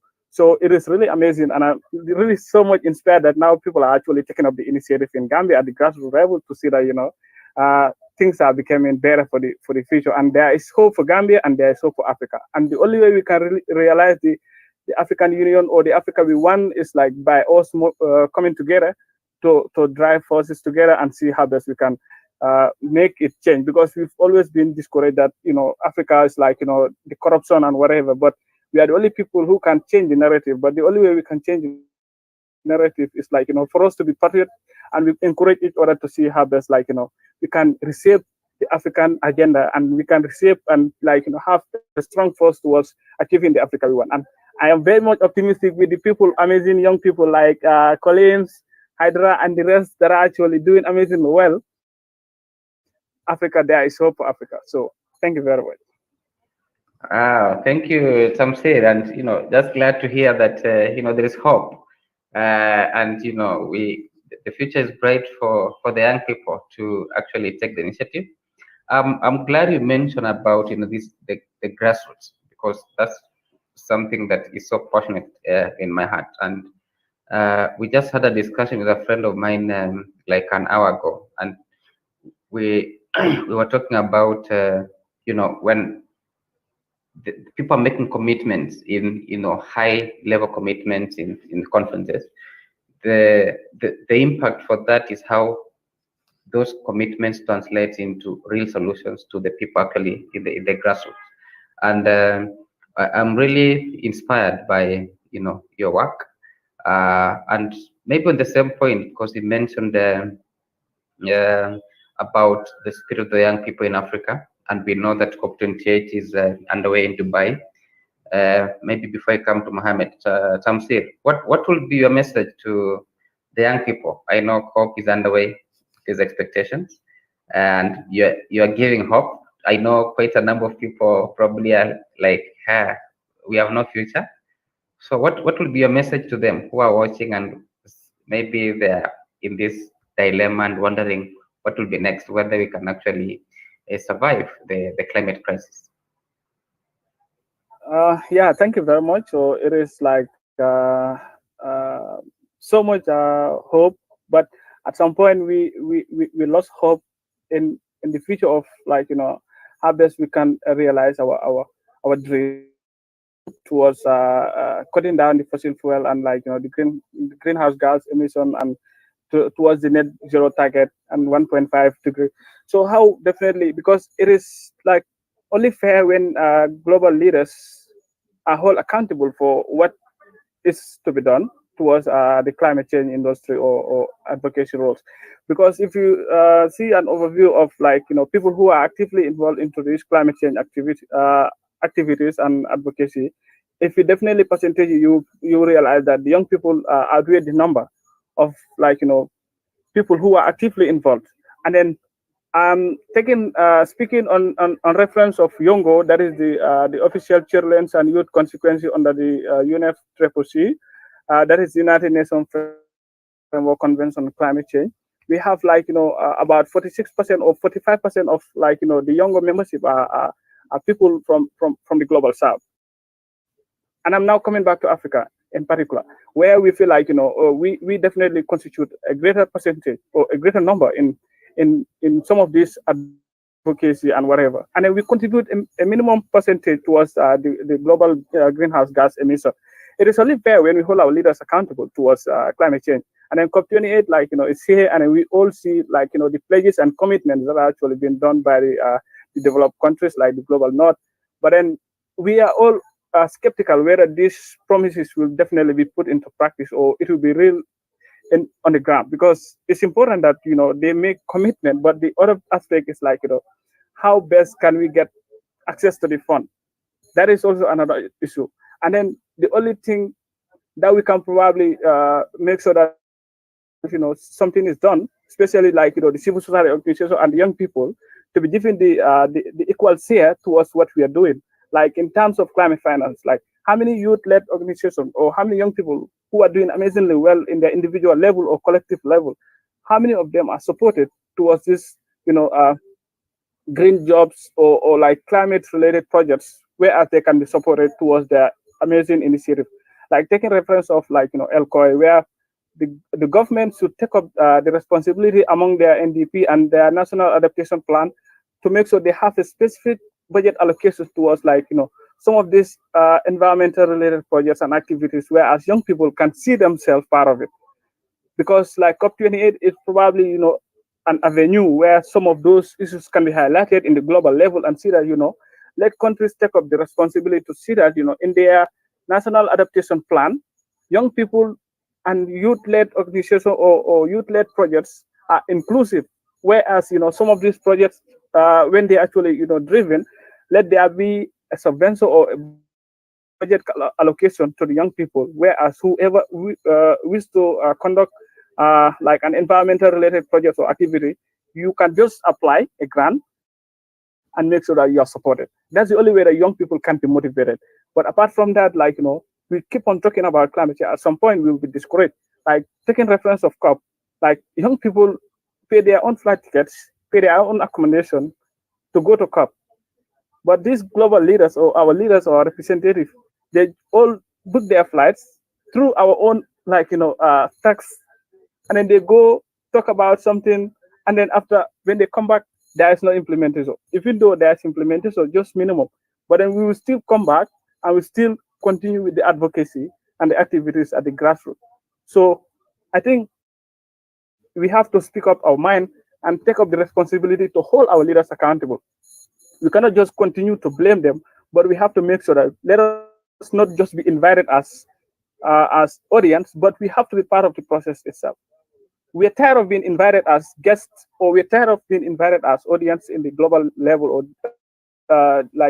discussions. But we have to be part of the policies, designing policies and be part of the policy implementation.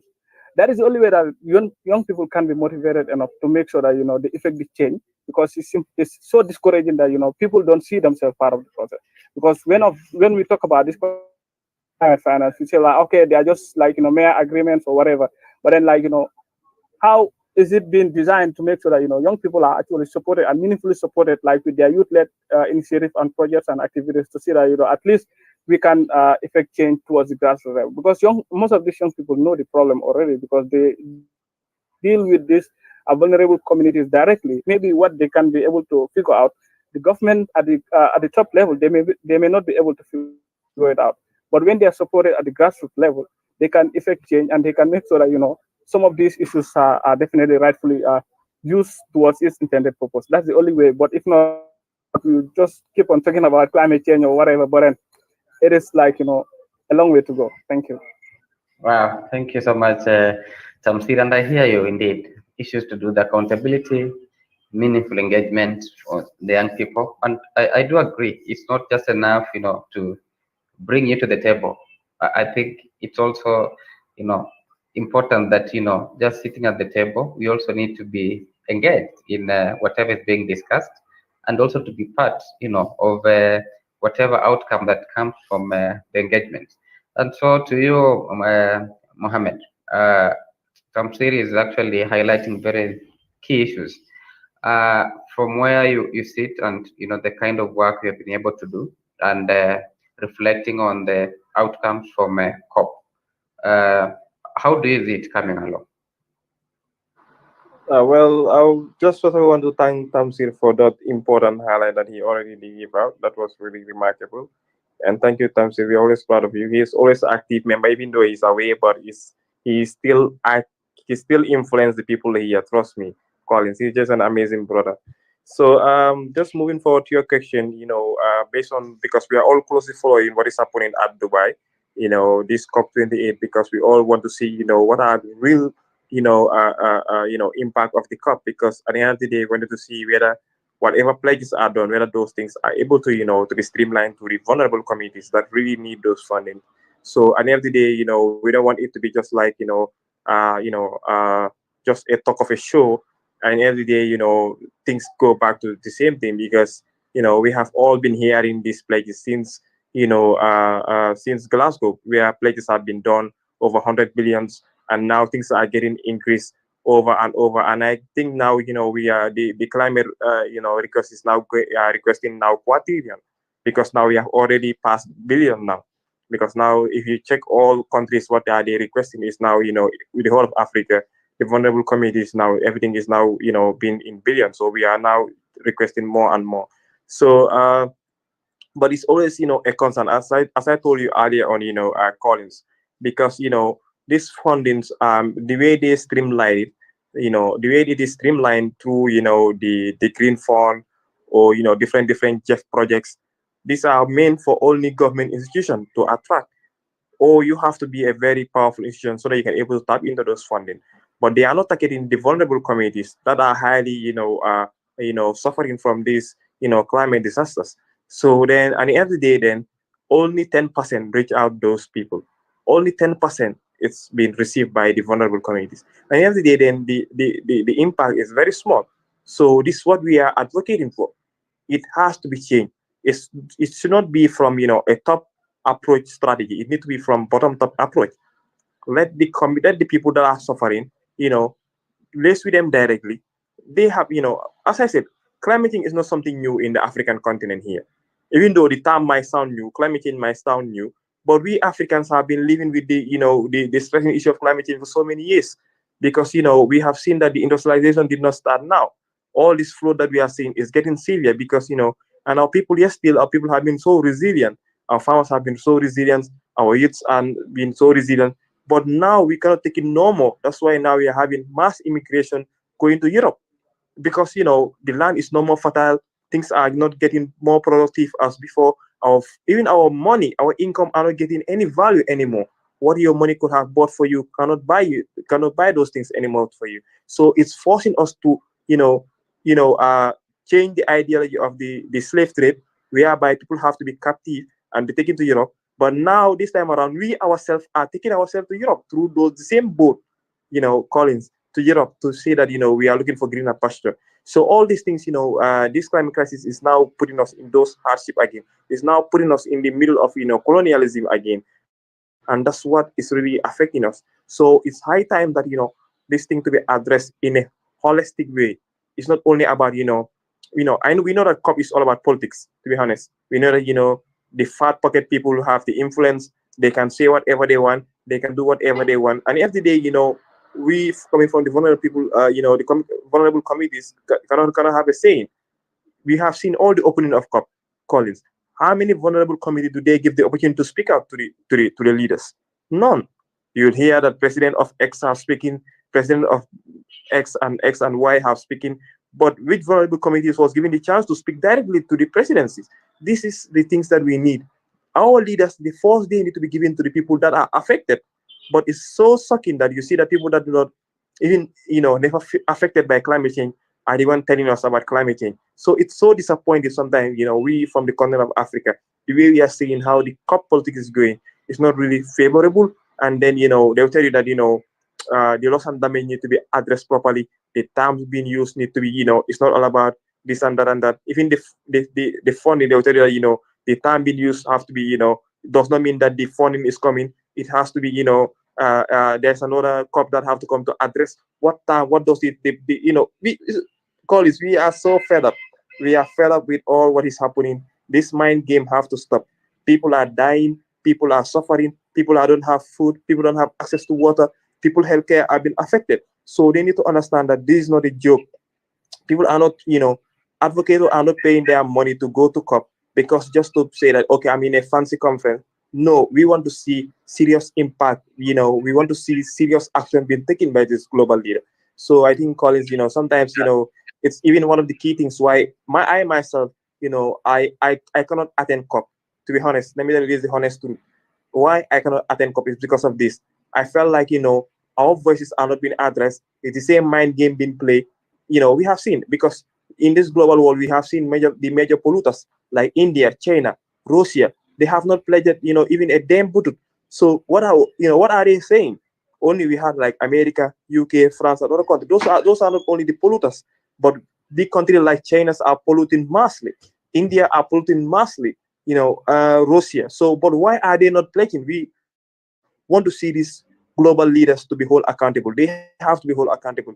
All of them have to be held accountable to make sure that they know that this is a serious concern. But yes, Collins, I'm so emotional when certain things come, like when it comes to loss and damage, because they are not feeling what we are feeling. Because we see people suffering here every now and then.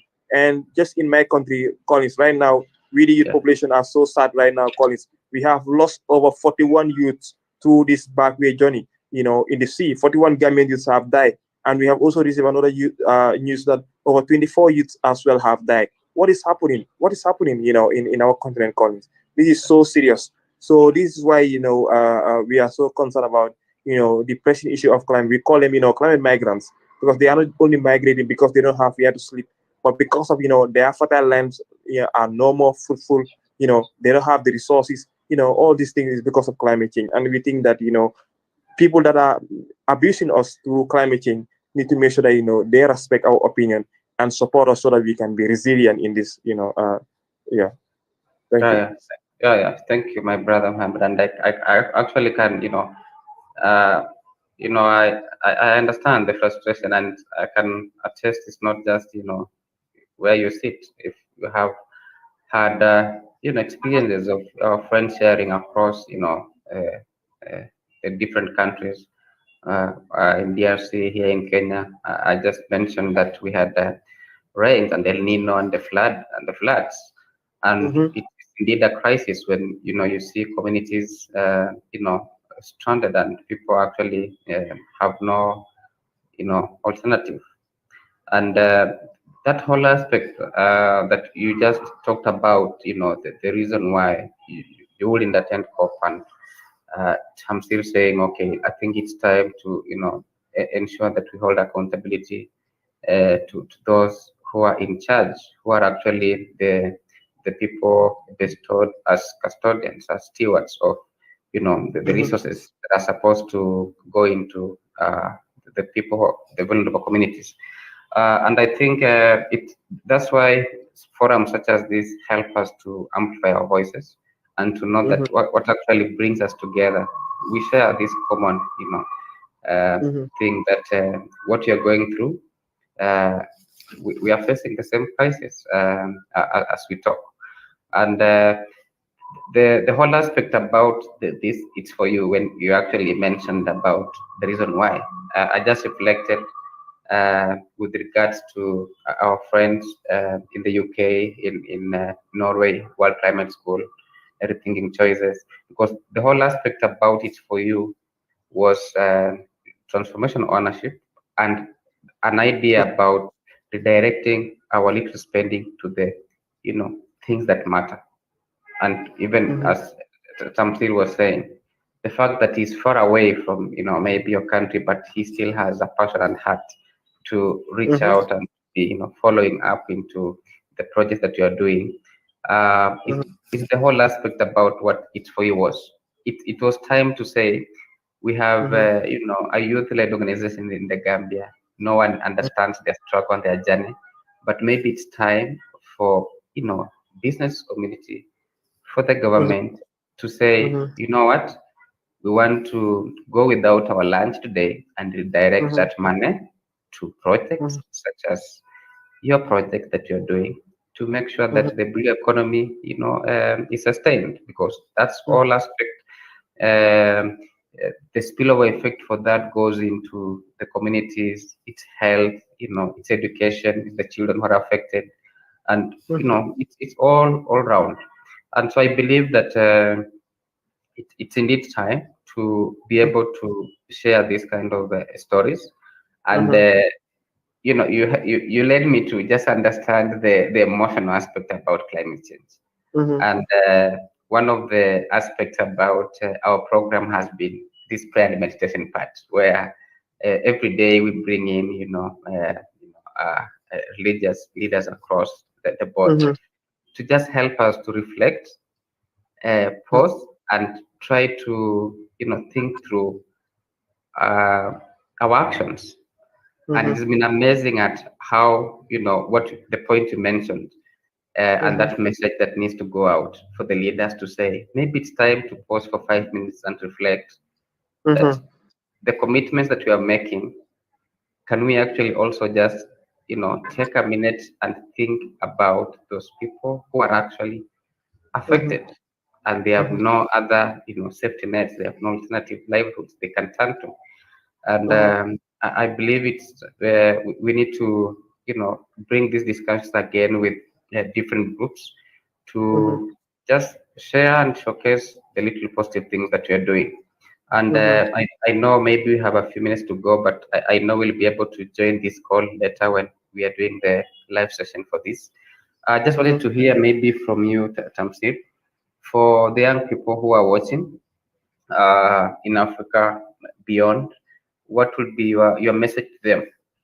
What will be your call to action? Just reflecting on the discussion we have had today. Thank you. Okay, it's actually so energizing that, like I said, to be honest, because these are the only ways that people can hear our voice, because we cannot just keep muted, but we have to speak up our minds, and that's the only way that our leaders can be reminded, because sometimes they are so much blinded about their own promises, and they just tend to sideline about their responsibilities. But when they're reminded and we speak about what needs to be done, it actually it's a wake-up call to them, because I will just take reference of our issues in Gambia, where we organized the first edition of the ELCOE that was last year. Hydra can be army witness. When we approached the government, they said they don't have any budget allocation for such events. Like, could you imagine, a local conference of youth in climate change? We approached the government, they said they don't have any budget allocation for such events, which really took us to a stage or to a moment where we have to make sure that we do our individual contributions towards making sure that the event was successful. That really shows how committed the young people are and how really ready they are to effect change and to make sure that things are done. We could have relaxed and say, okay, it's the responsibility of the government to make it happen. If we don't have support from them, we could have also relaxed and hold them accountable for whatever needs to be done. But we don't care, but we take up the initiative and make sure that, it happened. This year, when the second edition was organized, Hydra can attest, like, it was successful because, like, there are, projects that came and supported us wholeheartedly. They already knew our journey and they knew that we are really serious. It's only when they see impact coming from you that's the time they hold you serious. You understand? So let us not be discouraged for whatever we're doing. No matter how small you're probably doing and you feel like, it's small, never belittle it. Because someone down there is watching you and is really, gauging your impact. Tomorrow, where it will lead you to, you will never know. And even this online event that we organize it, let us never belittle it. Because like someone down there may have access to this message and it can really be a turning point to that individual and say, oh, okay, so I think it is high time that we also started doing something different. Let us not just relax and hold our hands and say that it's the responsibility of the government. But then we also have our social and corporate responsibility to make sure that we give back to the community. So my message to the young people is like, it is never too late to effect change. If you are not into this strive, it is about time we take up the responsibility and define our future. Because like, the future belongs to those who prepared for it today. You don't have to be a successful person tomorrow when you don't prepare for it today. And it starts today. I don't believe in this concept of what we say, like, the youths are the future leaders.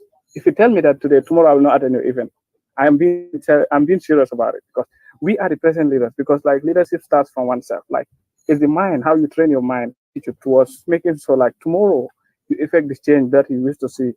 Like because you don't have to be there tomorrow and you want to be a leader. Leadership starts from oneself. That is the attitude, how you define and shape your mind, prepare it for tomorrow. If we see like this climate crisis that we actually fighting for, is for tomorrow, but not today. That is for the generation to come. Our generation to come will hold us accountable for what we've done today. So let us all join hands together to make sure that we see the picture we want. Thank you. My brother Tamir. Mohammed, your last call of action and your message to the young people. Yeah, my message to the global, world is that, especially we the youths, is that it is high time that we continue to hold our leaders accountable, and we should be always be ready to defend our community because our community rely on our power, and our power is our voice, and our voice is something that can transcribe in the policy. So obviously, especially this campaign, it's for you. It's put out there to make sure that the whole globe of Africa and even Europe and everywhere is united as part of this campaign to make sure that everyone, whoever, wherever you are, one way or the other, you are affected by climate change. Your voices need to be heard, and to make sure that our leaders take the right direction and make sure that young people are put in the front line, because we are already on the front line, but we need more motivation. We need more support from our government, because whatever we do is for our people, is for our nation, and is for the continent. So thank you very much, Collins, for organizing this amazing show. And it's really, I'm completely, glad it's the 12th day of COP. We are here live, conducting this from different part of the continent, from east and west. I'm glad that, we're able to, put ideas, and also my brother from the global, not right now, trying to portray what is important. And I'm glad that we are really doing an amazing work. So we just look forward to see how best we can strengthen our collaboration, and to see how best the whole of Africa can one day, have a general alliance, just like the Pan-Africanist, environment climate change alliance like PACJA. These are the kind of commitment that we need so that, we can continue to strengthen, the powers of African youth, the powers of Africa, because we are the one living with this, contemporary issue, and we just did emit the list. So it's our time to sign. It's our time to stand for our continent. Thank you. Thank you so much, my brothers. What a strong finish. Yes, Tamir. It's never too late to effect change.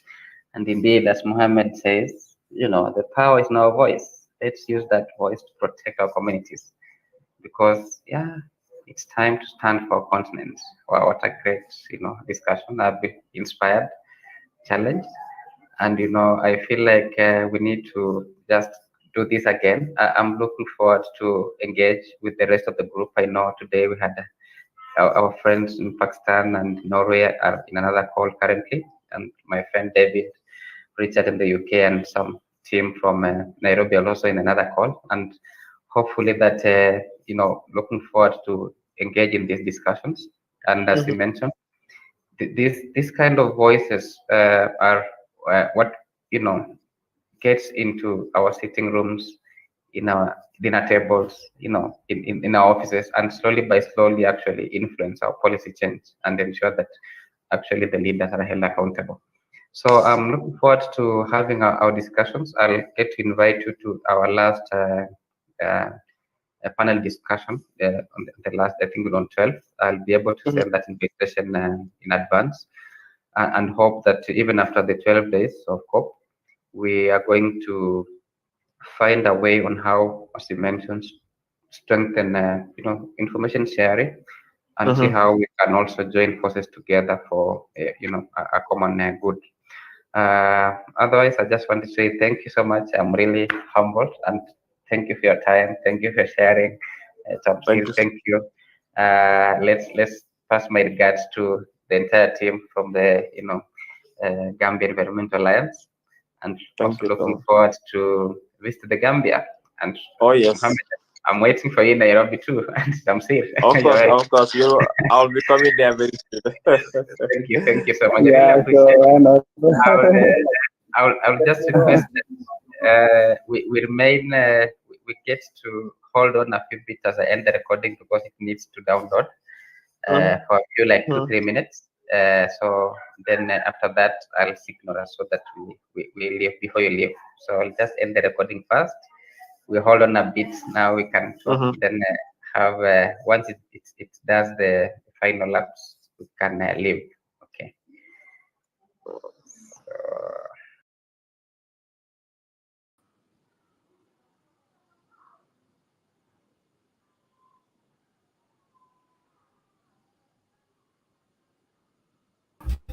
Hi, really, hi, and that was a nice conversation from Gambia, and it was interesting to see how youths from Gambia are doing, as a way to take care of environment. Collins, how was it? Yes. Collins, Thank you. Okay, yeah. Thank you, Tim. And yes, it was quite a great discussion with my brother from the Gambia, Mohammed, and Ramsir, who are actually is based in Netherlands, but still, supporting the alliance in the Gambia, and really inspiring just to see their commitment, their passion, and how they have been able actually to, build this environmental alliance from 2 organizations to actually 50+ membership, and it's really inspiring. I don't know what came out from the discussions, team. I just, what I picked is that I got inspired by how young people there, and how included, are gearing their efforts towards conserving the environment, which is really a great thing, and I admire that, and I hope the same will be implicated or in the entire continent of Africa. Sure. Thank you. Maybe for the team, in the respect of time, I know we have a guest already, and I would love you to introduce the guest. I can see Lily already on the stage. Maybe tell us a little bit as we get into the next phase of the session. Yes, sure. Thank you so much, Collins. And with us today we have Liri, and she's a news anchor at Tanzania Broadcasting Corporation. And I must say it's a great honor to have Liri with us here today. Currently, the reason as to why we don't have video on her camera is that currently they're experiencing some power outage. I mean, it has become a thing here in Africa, and I think that forms the conversation as to why we want to put a limit to oil and coal, because it has proven not to be sustainable here in Kenya, we experience the same, and the same thing is happening in Tanzania at the moment. That's why we can't have a video clip. However, we still have to have a conversation about the role of journalism in call for climate action. So, Riri, if you can maybe unmute yourself and introduce yourself to us. Yes. Can you all hear me? Yeah, sure, we can. Hi. Is it a good evening to everybody, or is it good afternoon to some? I don't know. Anyway, as Timothy introduced me, I am Evalilian Masawe. I am a presenter at TBC, that's Tanzania Broadcasting Corporation. I work for the English radio station of it. We have 3 radio stations. The corporation, 2 are broadcasting in Kiswahili and 1 does in English. And I am a presenter at the English radio service. And currently in Dar es Salaam, of course. And as Timothy already says, there is no power. What a coincidence, if I may say that. Okay. Yeah. And yes, I've recently embarked on reporting on climate issues as well. It is something I've started late this year. I think I am exclusively 3 or 4 months in exclusively. But prior to that, I was doing it generally, just like any other topic. But as of recent, I have decided to dedicate time for it after seeing the need. So yes, I'm happy to be here this evening. Thank you.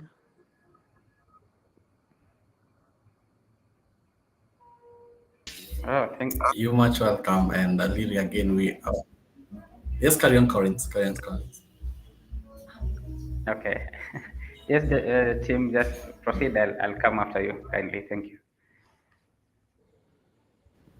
Thank you. Really, we are honored to have you again. And maybe just to start us off, would you mind sharing with us how it has been, now that you've specialized, reporting climate news? How has the ride been? All right. So first of all, I would put, I think, forward one of the most common. I'm not sure about where the rest of you are, but on this side, climate issues, especially in terms of reporting, are not as prominent as they should be, if I may start saying that. As in, it is a matter, it's an issue that needs a very urgent call, urgent attendance. But if you ask me, especially from where I am, let me speak on this side. It's not a topic that people would really run to, to listen, just in comparison to other topics. So to start with, I would say my experience has shown me that. And what I've been trying to do ever since I have exclusively embarked on it is to reach the most concerned authorities, if I might say. I remember reaching out to TMA, that's Tanzania Meteorological Authority, which definitely should have the answers to most of the questions concerning climate issues. But another thing I faced with that is their availability.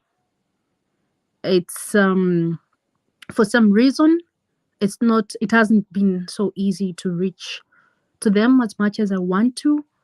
But the little chance I did get, I tried to focus on the most pressing issues, and that was about the ongoing COP28. By the time I had an interview with at least one, and actually that one was not even from TMA. I got one from environmental sector in the government, and we talked about whatever is going on in what should have happened in COP28 by the time.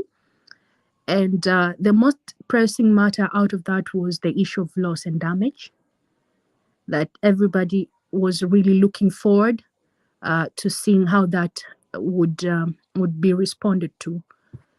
And something else I could say is, I think there is a need, especially on my end, on where I am, there is a need to make more awareness of the importance of climate issues, climate reporting.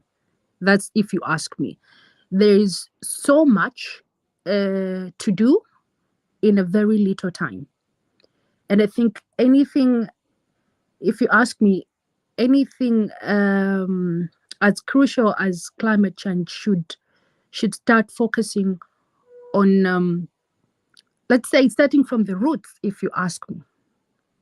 Starting from the ground, like, yes, we are speaking of global warming, we are speaking of lowering the temperature, we are speaking of coal, we are speaking of cleaner energy and stuff. But before all that, that remote person in the village, let's say, does she know that using firewood or using charcoal, which is actually easier and most available in comparison to cleaner energies, does she know the importance of it? Does she know what she causes by doing that? How do we reach to that person? So that's what I've kind of been doing, trying to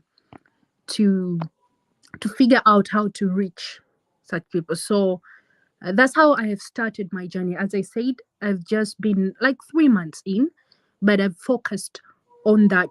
I am focusing on that Tanzanian who does not have the access we have now, who cannot be in this group chat right now, but they're the most, facing the most consequences of climate change. So, yeah, so far that's what I've been doing. Okay, great. Thanks, nice. I'm joined by Dr. David Cole. He's my colleague, and maybe I'll bring him into the conversation. Welcome, David. Hi, thank you very much for allowing me to join. And I've been involved with Colin and Tim in this effort, and also with the young people from Kenya and the surrounding sort of countries in East Africa. Over similar questions to what you're saying, and from where, and as a description, as an explanation myself, I come from an investment background. I live in London in the United Kingdom. Together with my colleague Richard Busolato, we've been working as investment managers for the big institutional money for 30 years, and we left that out of a realization that the problems we face are not going to be resolved by the investments alone. And in fact, the investments, looking at them as trying to solve it, will actually make the problems worse. So we ended up taking a very different approach towards it. May I ask, was there something which made you in particular, was there anything in particular which made you feel actually you need to focus on the climate reporting in how you've described? Was there a specific thing that kind of you saw, or was this a gradual transition along? Yes, of course. The main thing, as I said, was the lack of awareness on climate-related issues. They have been reported, yes, but the angle, up to now, I'm going to admit it, I haven't gotten it entirely correct myself. I am not yet where I want to be in terms of reporting on this.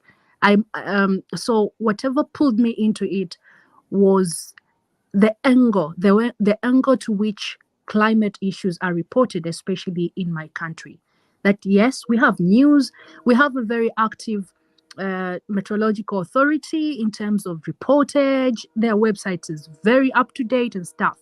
But I was curious, and I still am, and I'm still looking for the best angle of handling it.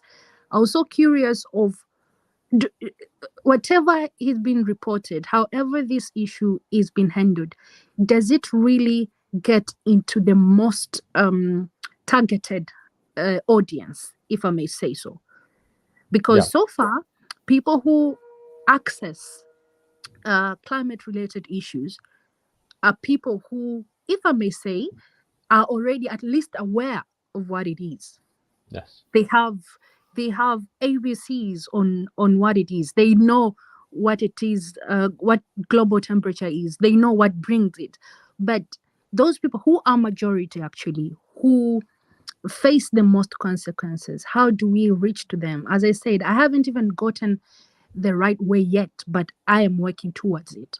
But so the main Yeah, I mean, I'm really excited by what you're saying. I think the aspect of It's For You is that it helps people to be able to give the voice and to be able to appreciate what's being done all around. And I'm actually in the middle of taking each of our kind of 3-hour sessions over the 12 days, and cutting them back out into contributions each group and each person have come along and made, putting them out onto YouTube, and hopefully you know we can direct you that way as well. You may find it useful.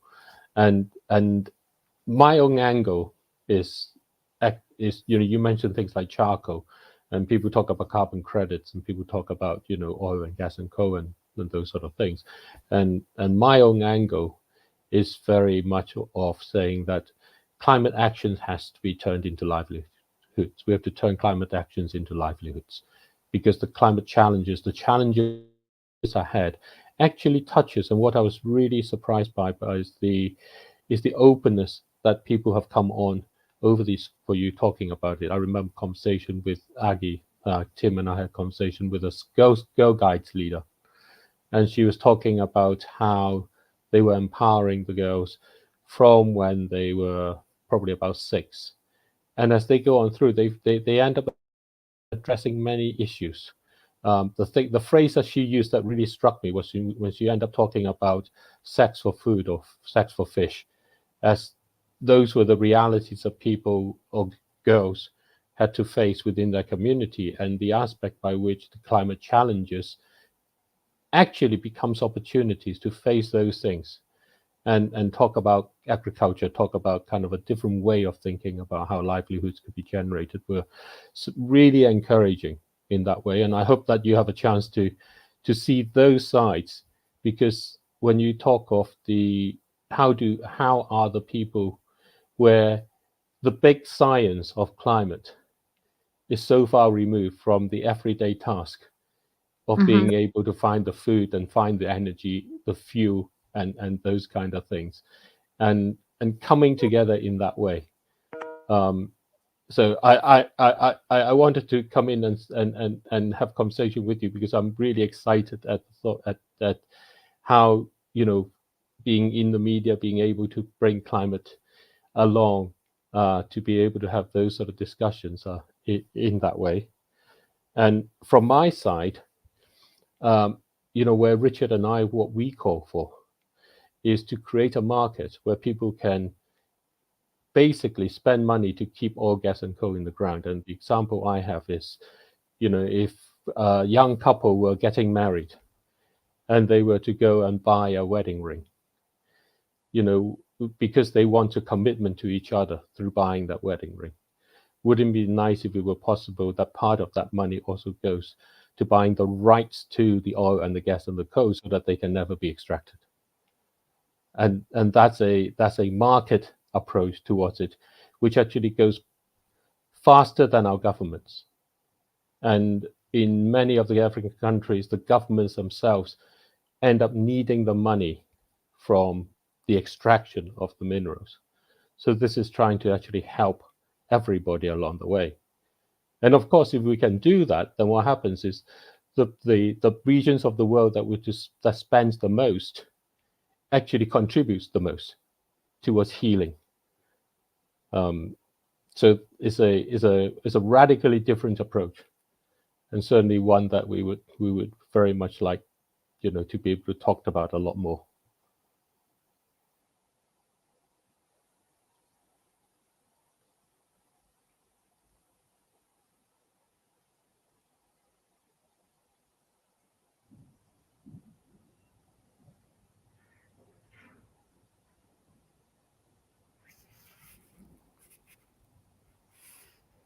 Hello, Lily. You're on mute. I'm not sure if you're responding or.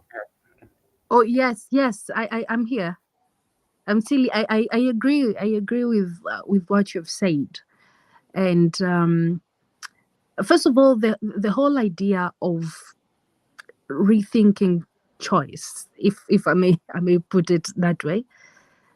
If you ask me, it is the best approach, because at the end of the day, it all goes down to what we make. I don't, for the lack of a better word, for what we make normal. What's the new normal, right? Yep. Yes. Because here Yeah. we are here today because of the choices we made. Yes. Because of the issues of what we decided to use in the past that led to this crisis. Now, if we take the approach, now that we have found better ways to at least damage, the only thing that remains is how to enhance these issues. What do we do to put them into place? I've decided to wait for COP28 to be done, so that I can pick the most angles. I didn't want to do it in the middle of it. I want it to end. I don't want to call it a vicious plan, but it's a plan that I'm not going to laugh at anything. Yep. This time around, I'm not going to sugarcoat anything. That's why I was like, I'm going to be calm. Let them finish the discussion, and from there, I'm ready to make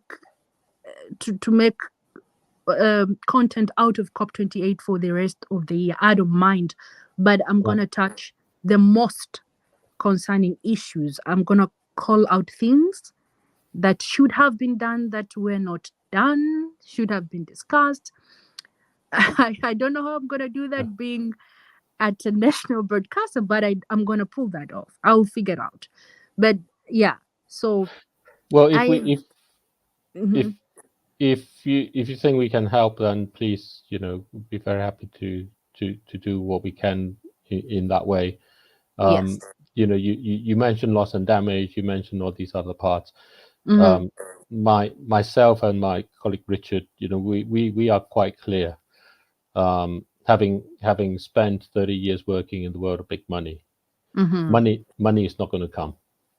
Yeah. So The rich people don't give you money. It's just how it is. yes. And so that's why for us and the part of this, and we wrote our reflections into a book we call The Unsustainable Truth. And the aspect of it is actually when you actually are given money, and especially if you're given lots of money, then you tend to focus on resources that money buys. And very often those resources come as a huge cost to our planet and to our communities. Mhm. So in many ways,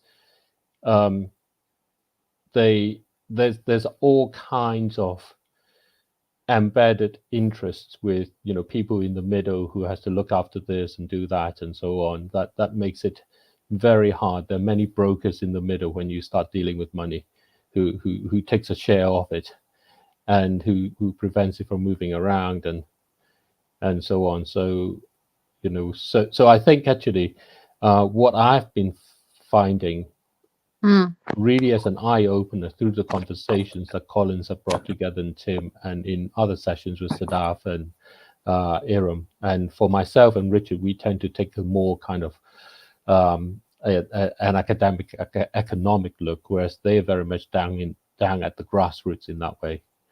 Are the stories of how what I've come to term the migration has started. I think of this as almost it's like an animal migration that we have started, and at the grassroots, at our own paces in the different areas, people have started that migration, and it's not going to stop. But it's going to meet a lot of hurdles, and the communications you talk about is really important for people to know that they are supported on this, which is what we had wanted. It's for you to do. It's opportunity for people to have their voices, that they can come, so that others can know, others like them are on this journey. Mm-hmm. Sure. And thank you, David, because I might just take you up on your offer, because I would really, once I've started the series, I would really need your kind of input, your angle, your eye, because definitely I'm pretty sure majority of whom I will be interviewing, knowing about what they think about COP28, it will be on an angle of, yeah, it was a good discussion and stuff, which is okay. I'm not like an activist. It's okay, but I'd also need a straight scientific truth, if I may put it that way. Yes. Mm-hmm. We certainly see it in a very, very basic way, and also onto the COP event itself. We're holding this because I worked out it will cost me something like $10,000 to go to COP, and I've been working together with Tim and Collins and Kaka and other people, and it's like, that's just the wrong way to spend the money. If you think about what you can do with that money, that's just the wrong way to spend it. And that's how we end up saying, the antidote to COP is to redirect your money to those you think are making the world better. Because at the end of it, it is all about how we spend our money. Yeah, I agree. That's a noble cause for it.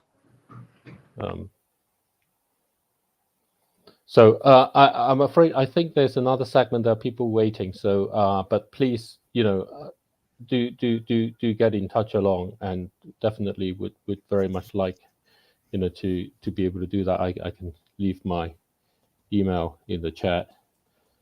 Thank you so much. Thank you, Lily, and hope we get to connect again on this discussion. Yes, thank you so much. Thank you so much, Lily, and it's a great honor to have you. Always pleasure. Yeah. Thank you. All right. Okay. Bye-bye. Bye-bye. So, Collins, that has been it. What do we have next?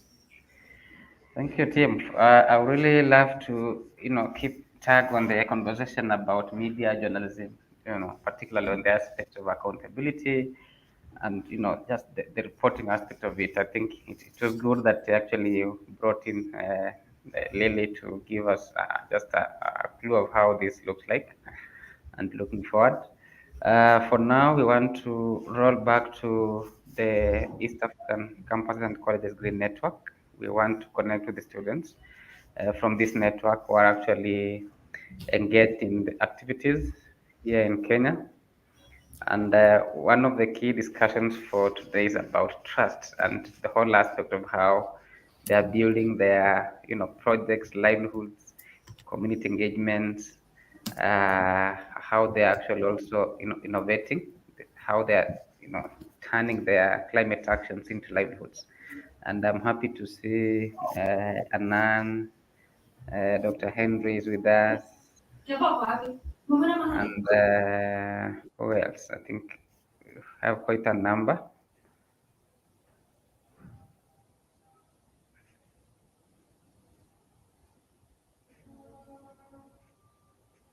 Okay.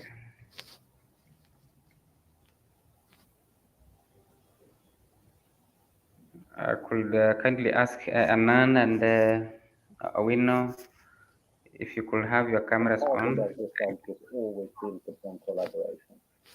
You can achieve okay results. And maybe just as the team comes on stage, for maybe David, I know the aspect about trust and the whole aspect of it for you, for the whole campaign has actually been fundamental in our discussions. And probably you could pick like 2 minutes to just give us an overview about this and how important it is, especially at this time that we are actually driving this campaign, before we get feedback from the ESGN team that has joined now. Absolutely. For us, much as the conversation earlier with Lily, the aspect is about livelihoods. The challenges ahead needs us to be able to find livelihoods, to be able to help people with that, needs us to be able to survive ourselves first, so that we can actually help everyone else, so that we can thrive together. And that's a very basic thing. And the aspect of how do you then build a community that EACCGN is, that everybody belonging to a part of it can contribute towards that, because the money side of it has to be tackled. Wherever you get your money from, that's going to shape how you're going to be. If you get your money from donations from someone, then they are ultimately going to say, I'm donating to you doing this in that way. If you want your community to come together as a community in that way, then that community needs to be able to think, okay, how are we going to finance the projects that we want to improve ourselves together? And that was the basis of what became called trust as a term. How do we trust each member of the community to be contributing? How do we trust ourselves? How do they trust that the community itself is doing what it is? And how can we make sure that the transfers come naturally in that way? And so I think that's the starting point. I think the starting point of this conversation actually is then to say, how do you feel, taking EACCGN, the football festival that you had, the activities that you had, and so on, to go forward, how does that become itself a model of financing that can be used by all communities everywhere, whether it's a small group in Tanzania or in Kenya or in different region or within a university or wherever it might be. So I think that's where we came to, and where we decided to pitch it at is that if you take a look at modern technology, if you look at blockchain technology, it actually offers a lot of opportunity by way of transparency. And transparency is key. Knowing that there is that transparency so that everybody can see what's going on, especially when it comes to money, in understanding who's contributing what and how it is. And things like blockchain technology offers really kind of ways by which such transparency can be obtained without having to, in a very decentralized way, where each person can be autonomous in what they do, and yet everybody can appreciate it. So that's kind of where we were, I think, with what we thought about at the end of the Saturday in May, where we had that conversation. Yeah, thank you, David. And yes, indeed, I do agree with you about that whole aspect. And just a few minutes ago, we had this engagement with the Gambia team, and the young people, working with this alliance and with a huge network. And I was trying to also get to understand how that this kind of discussion works around it. And one of the things actually Mohammed mentioned was how they were able to come from just a simple organization doing some beach cleanup, was able to rally around huge 50 plus environmental groups into an alliance and sort of build this trust. And I think for us, one of the key aspects you are actually adding into this discussion is the role of technology, the blockchain concepts, and how that can actually also be very essential on how we drive, the ACGN team. And maybe I wanted to hear from the team how they feel about it. I know they come from different backgrounds. We have lawyers, we have teachers, and economists. How do they feel about this project that are actually running currently? and what ideas do they have relating to the discussions David has mentioned about building trust, getting into these technological tools, and how we can also harness them to just ensure we our projects are sustainable. So I can see who else? Maybe Bravin could start. Bravin, if you could unmute and just share your perspective on how what David and I have shared. I'm sorry, Collins. I've joined late, so if somebody may start, then I may integrate and share my perspective later. Okay. Thank you. Awino, are you in a position to speak?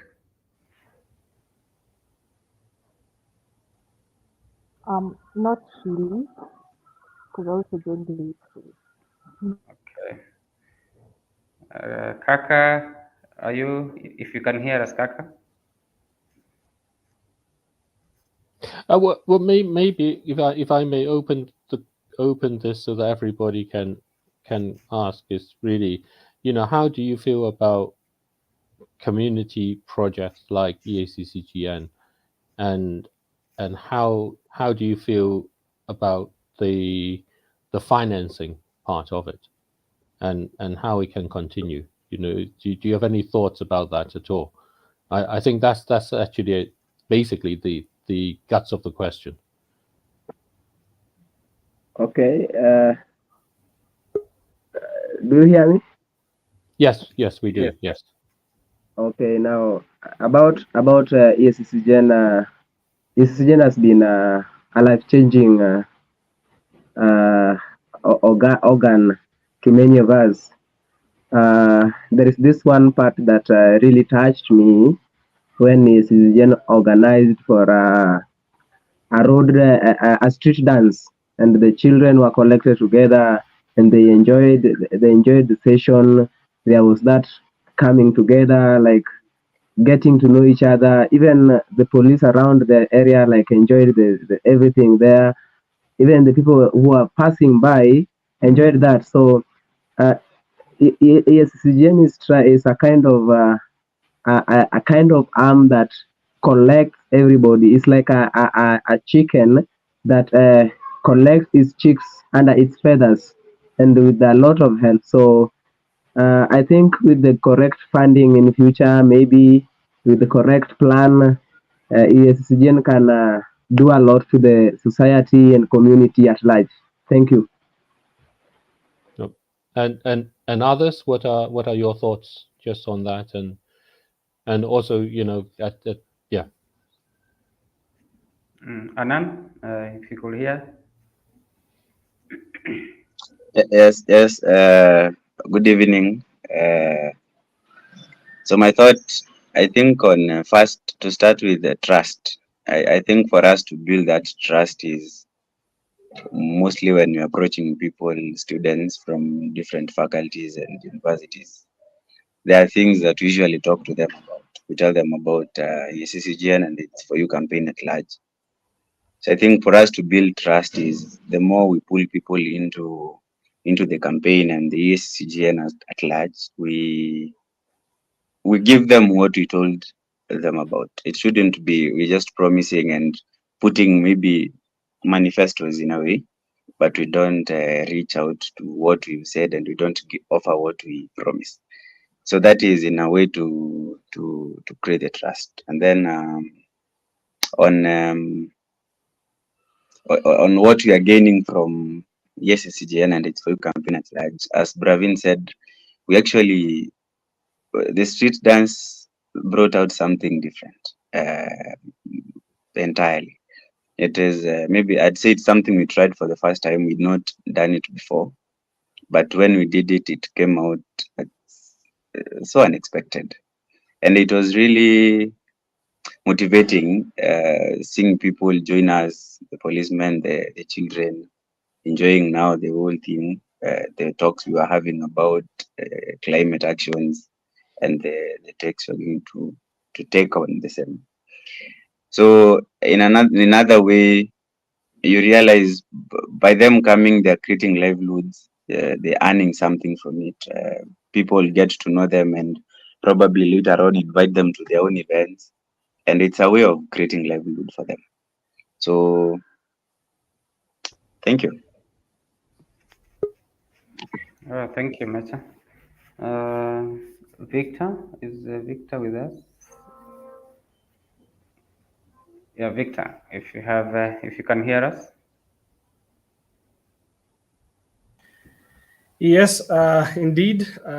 Sorry, I've joined in a little bit late, but let me just really concur with my good friends who have talked before me, that it is time to take the action to fight these threats of climate action, indeed. So I believe taking action, I believe taking strategic steps and aiming at what we actually want to achieve, we will be able to, as 2030 approaches, and as we go by, we will be able to overcome these threats as a nation and as a globe. So I totally concur with them.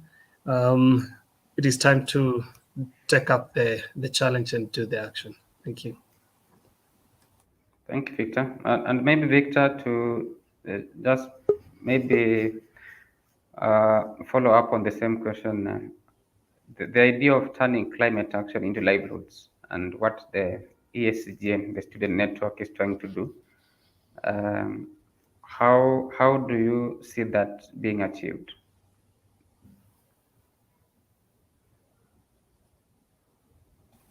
Sorry, maybe you can come up again kindly.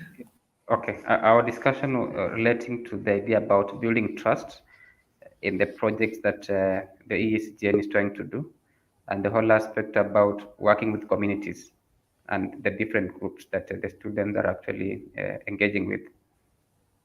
How can we effectively do that? Right. I strongly believe in a collaborative approach in dealing with these threats, and the groups segmenting the people that we're working with into groups on the basis of the campuses that they come from. I believe that it will be very easily, and even the communication that comes from the ACGN that will flow organizationally, or rather in a strategic manner, down to everyone that is part of the organization, or rather now focusing on the main goal and the vision that the ASGN has. I believe that it is easily, it will be easy for trust to be gained, and it will be easy for this to happen, or rather to achieve the vision and the mission that we have. So segmenting the groups and working with other campuses, it is very effective, and I totally support the whole idea and the vision of it. Yes. Oh, thank you so much. Awino, if you're waiting to hear from you.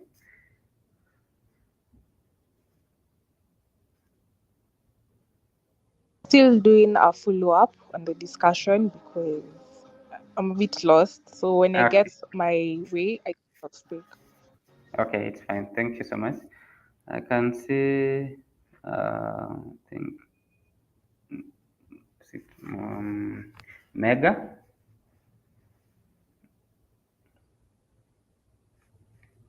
I am Mega Tech. Not sure who is that. If you can hear us kindly.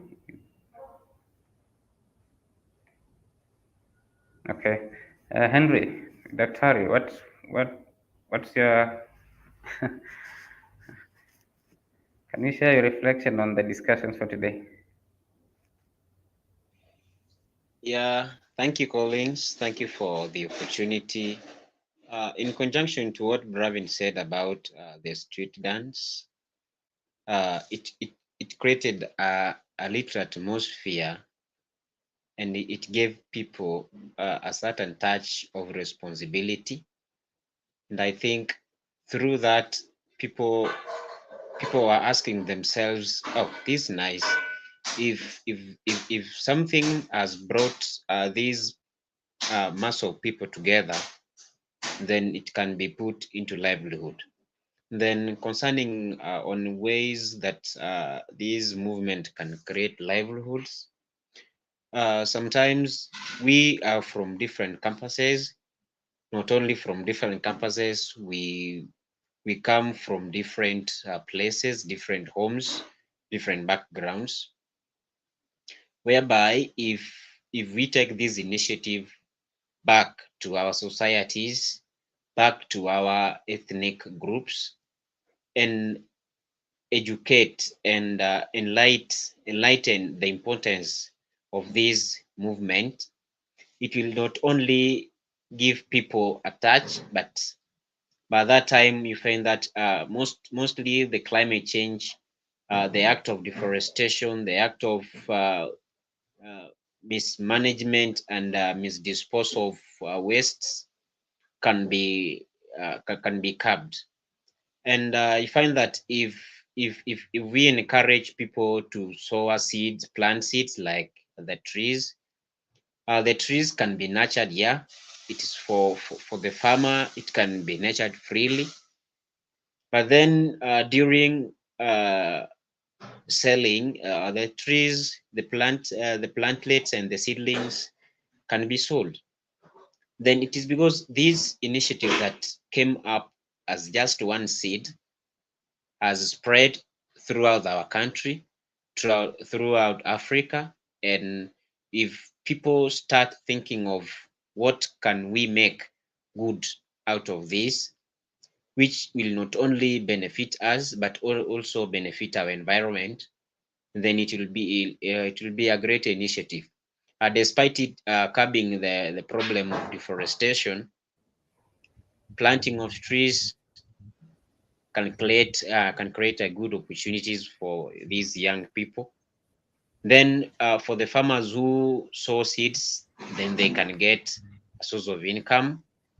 And I think this can also be done to the problem of waste management, whereby we can come up with different designs, different methods of correctly disposing these kinds of waste.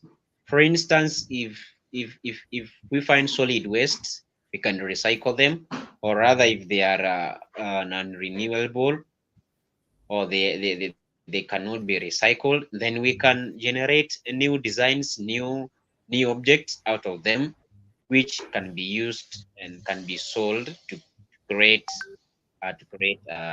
job and can be a source of income. And also the passion and the aggressiveness that let us make this work, it can be only done as a team. So the teamwork, I think it can bring a very great change amongst us. Thank you. Thank you so much, Henry. Naftali, maybe before I come to Anan, Naftali, Orina.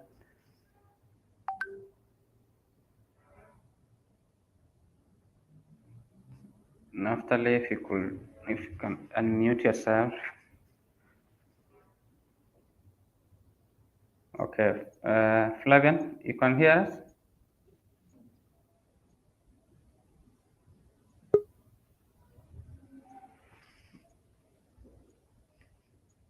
Flavian?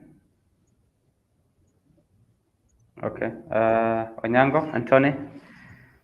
Oh, yes, can hear Flavian is on.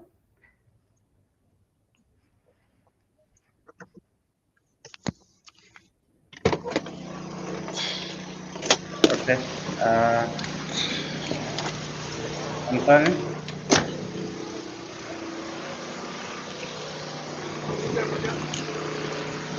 Sorry for that.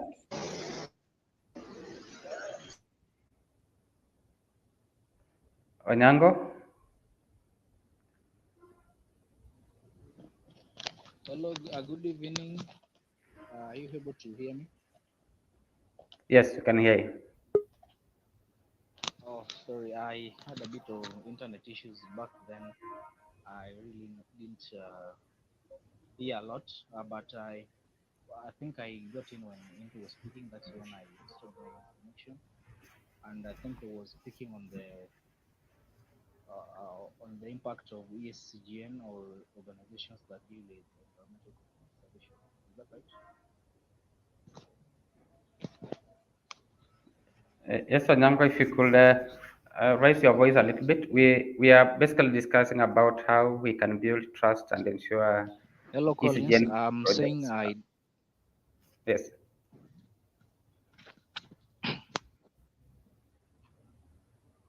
Okay, maybe let me have Kaka, because Kaka is here, and then I Okay, thank you back to very you. much.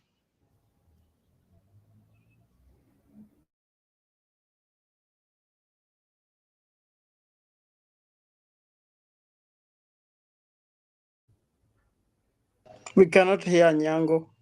Okay, yes, Kaka, if you could proceed, I'll get him back to the stage in a Yeah, moment. so let me first thank all of you for being here, and I also want quickly to thank all of us for the intensive campaign that we've been having. I know it's been a very busy year for ESCGN. It's been really busy with a flurry of activities, but I think with the idea of trust, because I think ESCGN is not only a student body but also part of the community. So I think as we toss on moving forward, I think the concept of trust is really going to give us the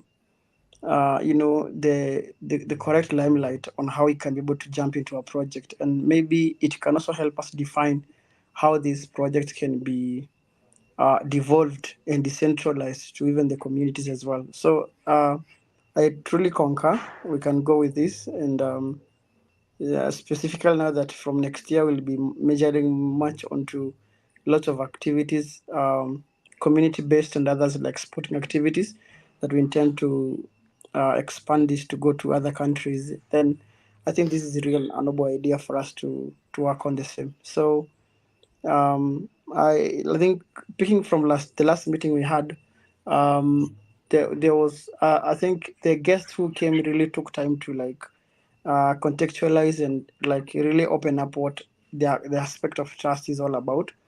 And one of the advantages with the system is that nobody can break the trust system as per se the blockchain management system. It's really a tool that can really give you statistical correct records. Either you're a farmer or you're whatever part of the things you're participating in, you can really get a very good managerial kind of a system that can help you to build this. So yeah, I truly concur. We can really go with that, and as we move forward, we can figure out how we can be able to, and that's why I think even for maybe for people to trust you their resources as well, I think there should be a way of managing them as well, and which is really an important aspect. Yeah. So yes, Collins. Thank you, Kaka. I have Flavian. Basically, we are sharing about trust as a concept or a model for activating our activities and our projects. And you are free to share about how do we make ECGN's project sustainable and our engagement with the communities, with the other youth groups who are not basically in the universities and even the schools that we have been working around with. So that's actually what we are discussing. Flavian, if you are ready, you can go ahead.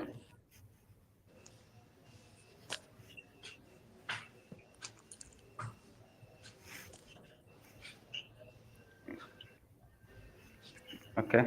Anand?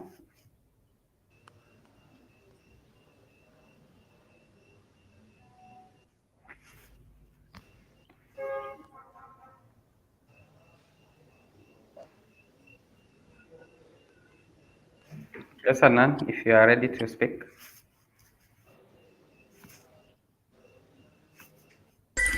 So I hope I can be heard.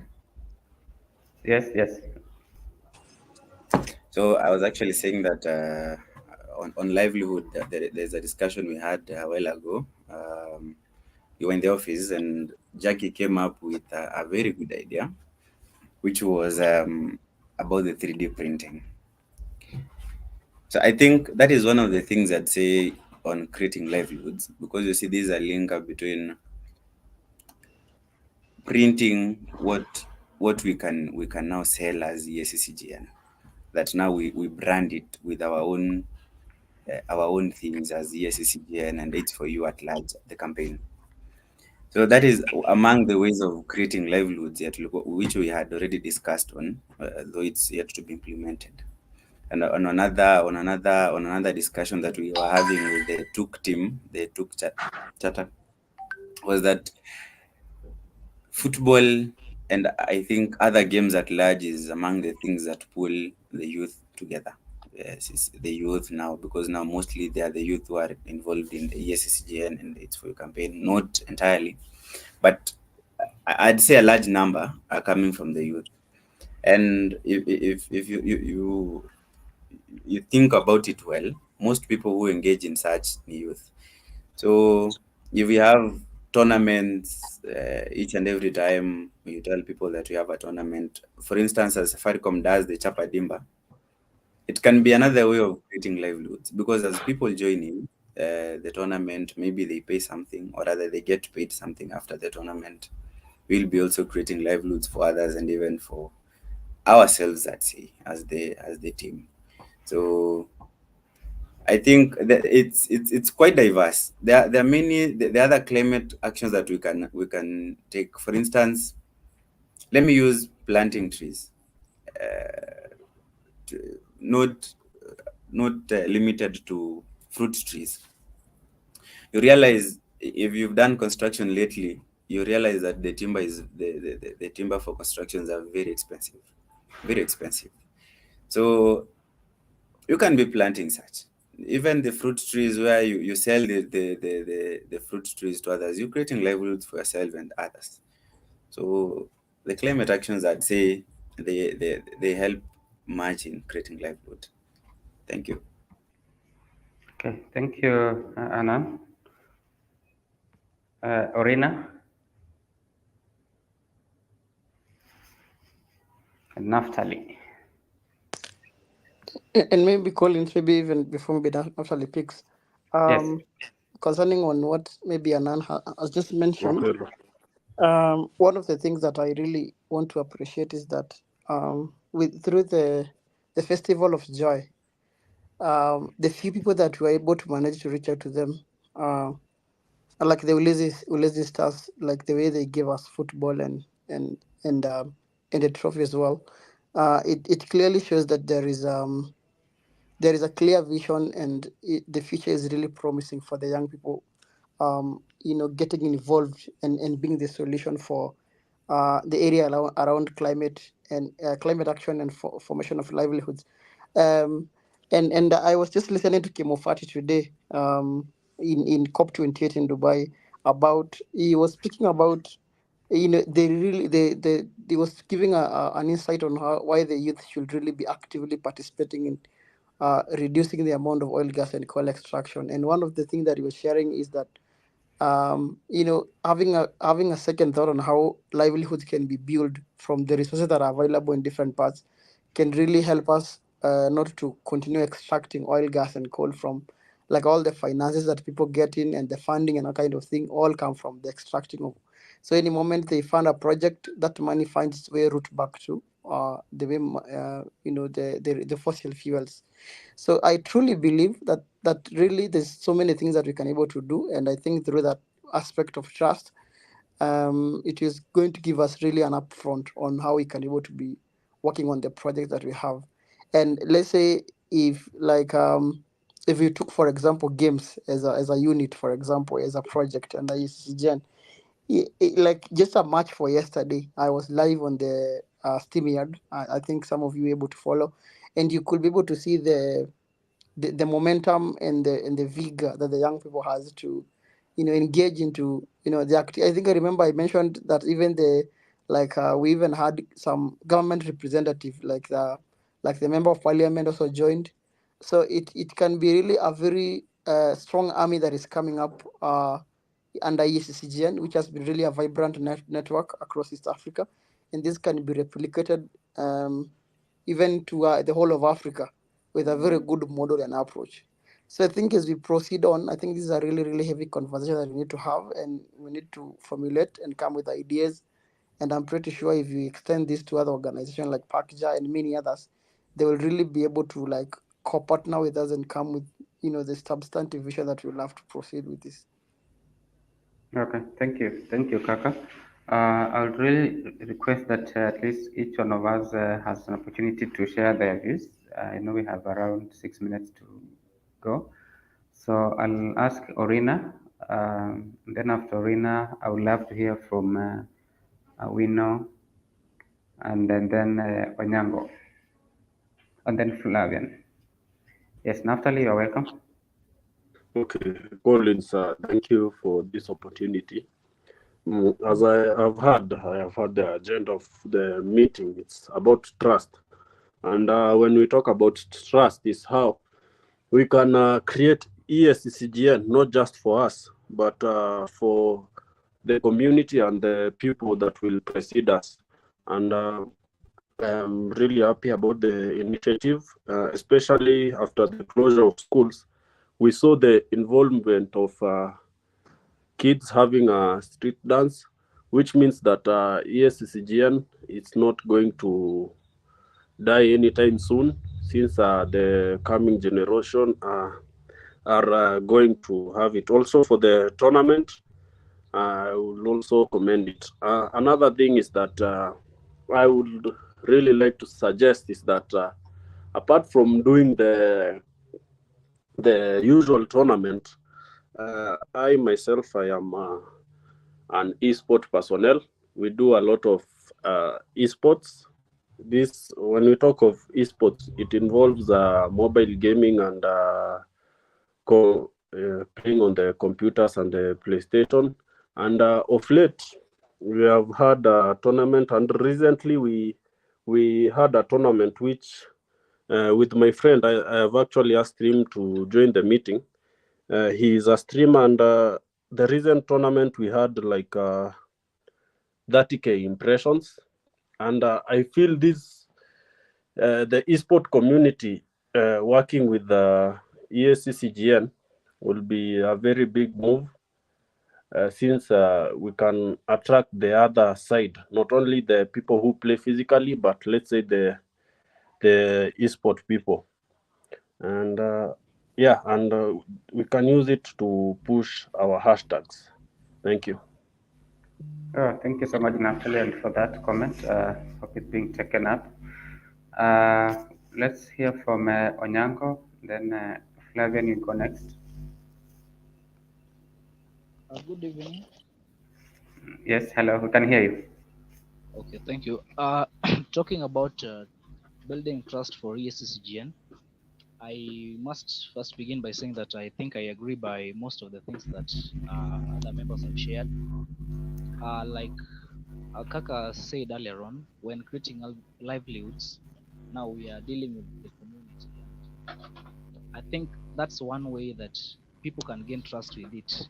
As much when we engage into activities that impact the society, so we can always be partnering also with other organizations when they are doing their community-based projects as ESCGN. That way will give us a brand, because we will always be tagged along when these companies are now sharing on their portals and on their pages whenever they've undertaken these activities, because part of the laws that are in place require that each and every company or organization carries out corporate social responsibility. So I think we can also continue partnering with other organizations in like-minded events. Also, as Natalie has mentioned, we should always look onto ways to diversify our activities. Like now we've begun the football tournaments, and is now suggested esports, because now you find that not everybody finds joy in participating physically at in the pitch, or maybe some people may love to, but they are unable or incapable. So when we bring on board activities like esports, then you find that a majority of people are now included. And of course, now the world is developing technologically, and everything is moving on online. So I think esports is also another way that we can drive a force. And whenever we all these people, these competitions, we can. It's easier to invite people from within Kenya and abroad, because now there is no need to travel. You see, for sports, when we're carrying it out in Kenya, we may be limited even to reaching areas like which are interior. Like now, somebody in West Pokot may not have the finances to travel and come and participate in sports in Nairobi. But once we create esports, a large number of people can participate. People within Kenya and even without the borders, people beyond Africa, and that way we can use to drive our hashtags, gain much popularity, and through that, I think we will have built a brand, and from that brand, trust is easily gained. Thank you. Thank you so much, Onyango. I will ask Flavin to be next, and because we have a few people joining in, I will maybe put 2 or 3 of you in the backstage as we get new members on stage. So let's keep it logged in kindly. Flavian? Hi everyone, I'm Flavian. So I'll agree with most of your ideas, like they're great ideas. So I'll just add, I think, one. First of all, I think we should do the partnership. Partnership is really great because you can also get people with different ideas, like to add on what ESSGN has. And games, okay, sports, I mean, like we have football, but we also have to include, like, I was thinking another game, like not everyone like football, not everyone like watching football, despite it's among the majority, but we can include other sports. My other idea, I think we can do to get to the local, I think of what about including the farmers, like in the villages, mostly people do farming, like agriculture. So we can think of how to include the environmental aspect on whatever they're doing on their farming. So yeah, I think that's my idea. Thank you. Thank you so much, Flavian, for that. Let me have Awino. Awino. I hope you can hear me. Yes, you can hear it clearly. Okay, so I am new to the forum, but I am enjoying the views that are being put down.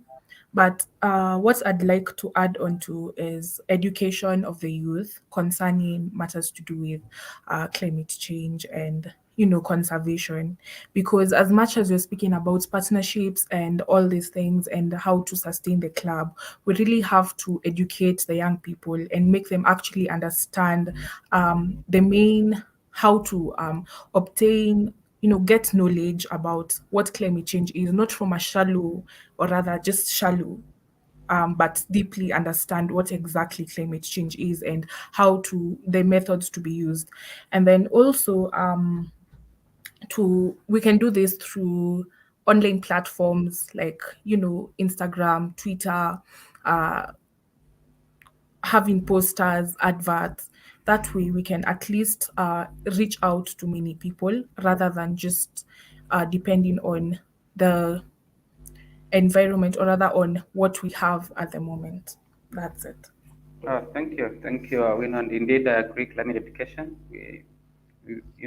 People have amazing ideas how they can actually use the resources and tools through arts to express and to share information on climate, and still, be able to get some coins out of that. So I agree. Let's have Tikiva, Njoki. Hi everyone, I hope you can hear me. I appreciate the points, and I think they're like really great. However, I think there's one point or one part that I'm missing. So we are very adamant about making other people's livelihoods. However, if group is supposed to stand and stand strong. At the end of the day, how are the people, members of the group, making a living? For example, if I'm a committed member or you're a committed member and you're fully committed to this, then how is it that the members of the group who are essentially very committed to the cause also get to earn a living to push them forward into really committing into this? That's my general question. Thank you. Thank you so much, Tikif and Joki. And yeah, that's a very good question and challenge actually. And it's on that basis that actually we have this discussion on how we can turn those actions into livelihoods first for the group and the team, considering we are students and we need the resources to actually manage, our campus life. And so it will be important to keep, tagged in to see how this is going to roll out. So can we have? Could I just say one thing? Yes. I Yes, understand. I understand that. However, when you say that we can include farmers or we can include sports or esports and such things. I don't know this example very well, but I'm gonna use, like, for example, football. So you know how when you're watching football and that these banners on the side of, like, I'm just gonna use like something like World Cup, how there's like Emirates or like Coca-Cola or something on the side, right? So you use different different advertising platforms use that. Do you think that can also be like a method to like earn something, as well as we are promoting the group, but then as well we're like advertising other things that support the environment in that as well? Yes, indeed. And it's, these brilliant ideas that we actually need them on the table to see how we can actually translate that into, the livelihood we are talking about. And I would love you to actually join the discussion and share those amazing ideas, Tikiva, as we move forward. But a brilliant idea indeed. So, okay, do we have? I have Mike B. If you can hear us kindly, we have around 3 minutes to wrap it up. So, I'll Mike Buta. Yeah, thank you so much. I don't know if all of you can hear me. Yes, I can hear you clearly. Okay, thank you very much. I really appreciate Naftali for, I think, the invitation, and I would say I really love the work, first of all, of ESCCGN. Particularly, I think I knew ESCCGN through Naftali when I think there was an activity during the tree planting. There was a holiday, and I saw them at Technical University of Kenya. That's where I school, and because I always deal with esports and stuff, and when I see like stuff related with the dealing with campuses and university students, and I talked to Naftali, and he told me about the goals and the missions of what ESCGN is planning on anything related to green environment and fossil fuels and stuff. So like the incorporation into esports, I have like interacted and I have experience with esports, and I've been conducting esport activities for some time now. And we had a small discussion after the, and I told him like how we can incorporate these, because we deal with gamers and people like who play mostly like online games, and we've actually partnered before with different companies. Recently, like I think a month ago, we were working with another company where we contacted like several tournaments in their name, and apart from that too, we have partnered with we had an event, not actually like our own, but I think we participated. The one that was held in Mount Kenya University by, what's it called again? These are, it's called, I think it's a campus stuff, but there's another one, an organization called Index G that partnered with them in holding an esports tournament. So I think it's something that I really have discovered, like a big community in the esports team, that when we bring together can help. It was called the QL, Kenya University's Esports League. Yeah, that's what that was the name. Like when it brings like together, because when I'm seeing the esports community, most of them are in campus right now, I'll say, and bring up that community, we can really help like them, help spread the message to others, because usually it's always from one person for another, and I think that's the best thing. So I do streaming, and I have like I have a TikTok community, and most of them, usually we've interacted with them a lot, and I think using these maybe as a means could actually bring a lot of influence, because I've seen like mostly the behavior and psychology of these guys is usually like through, I tell them, we have this, we can set up a tournament, you can have an esports event or stuff, and I think you're partnering with something that would be, will bring a great impact to these. Yeah. Sure. Thank you, Mike, for those insights. And I believe I think maybe after this I will request Kaka and the executive team to kind of bring all these ideas into a booklet, and let's plan for a physical meeting on how we can actually move forward. Maybe to wrap it up because of time, we have Annette Wamocha. I think Annette will be okay. Annette says she's in a noisy place, so I'll maybe invite. Is Kaka still with us? Yes, I'll invite Kaka to just close the session with us, and probably give us the way forward on how we can actually advance this discussion moving forward. Yes, Kaka.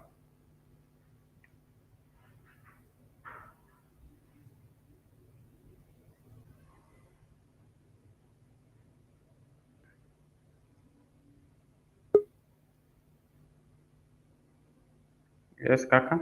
Okay. Okay. Let me get Kaka on stage.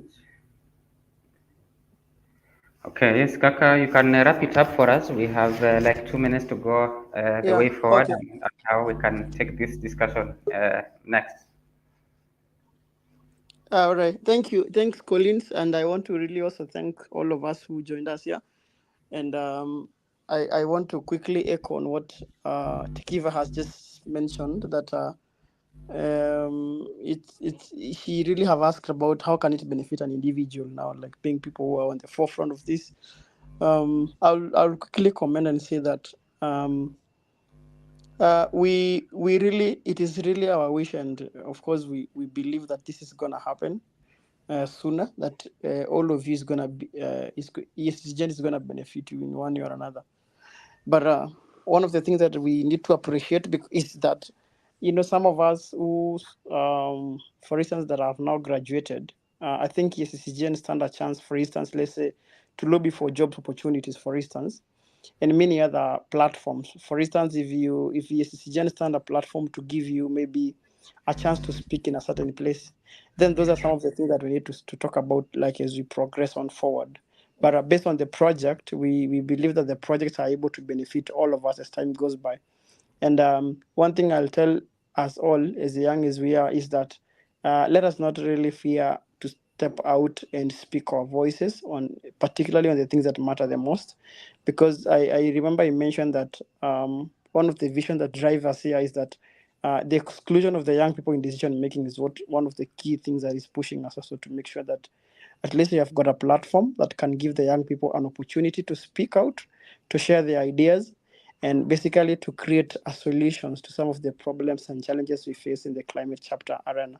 And therefore, all we are doing here is that we are doing this to make sure that we are able to, garner resources that are going to help us I know there are so many things that will have to be curbed under this, but with time, let's trust the process. All of us, let's keep fighting. Let's keep showing up actually through every meetings. I think maybe before we wrap up December, this year close, we are going to call for a dinner. Maybe I guess we're going to organize the Collins and others that, and we'll also love to talk to the campus directors all across the country. I think we had people. Collins, I don't know if there's someone from Namibia got an opportunity to speak. I think there's someone from. Yes, It we is have. good if you keep. Yep. We have O'Brien Nanga. We have like 1-2 minutes to close it up, but I would Yeah, love to just give him because it's bring from him. far. Yeah, and then you close it after that. Just give him Yeah, like yeah, a minute, and then thank you. yeah. Can't may have lost him. O'Brien. O'Brien, are you with us? Okay. I think we may have lost O'Brien Nanga, but please, Kaka, maybe you pass our regards, and God, he's joining us, I think, from Namibia, right? Yes. All right. So, Kaka, maybe your last call of action as we wrap it up for the show today. Yeah, so I would really have loved to have seen him here, but then I think we've lost him. Okay. So I really want to say thank you, and tomorrow will be. I think Collins, tomorrow is the last day. We are closing the campaign, right? And Yes. we will have to invite everyone here also to participate. And then tomorrow, I'm also going to get an opportunity to share a strategic plan project for 2024 and 2027. So, yes. Okay, thank you so much, Kaka, and thank you so much for the ECGN team and our friends from Africa, our friend from O'Brien Nanga, and the rest. I just want to appreciate your commitment, your time for this noble cause, and as we, champion to amplify the voices on climate action and how we can turn this into livelihoods. I hope that we keep doing this. As you have heard, the small steps that we take the right direction. Those small steps, positive things that we are doing actually will get us there. So, in the interest of time, I just want to say all the best.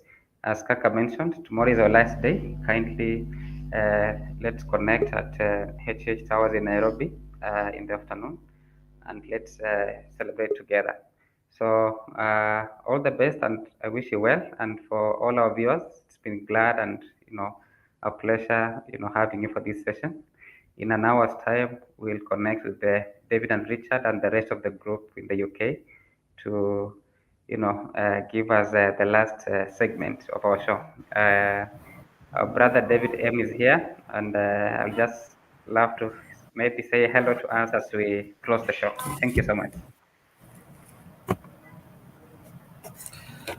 Thank you. Thank you very much, Collins. I don't want to keep us here because already we have spoken a lot, and a good number of brilliant ideas has just came across. And just to assure you that the ideas that we raised here went around the world because we are going global. We are live on Facebook, live on YouTube. And we also take this opportunity to thank all those who have been following us through along the two platforms. Thank you very much for following us. The likes that you've given us, and the following. I mean, it has been interesting, and it cannot be complete without you.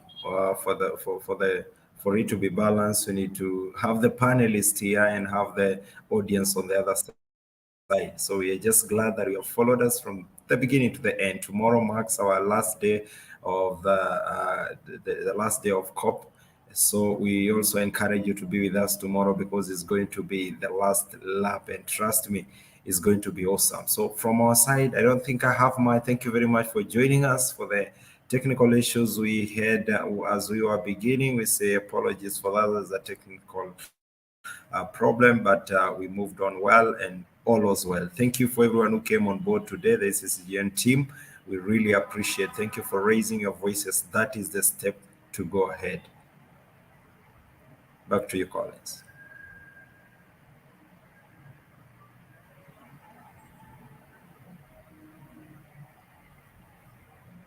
So probably if Collins is not there, then without further ado, allow me to conclude this. Thank you very much for being on board.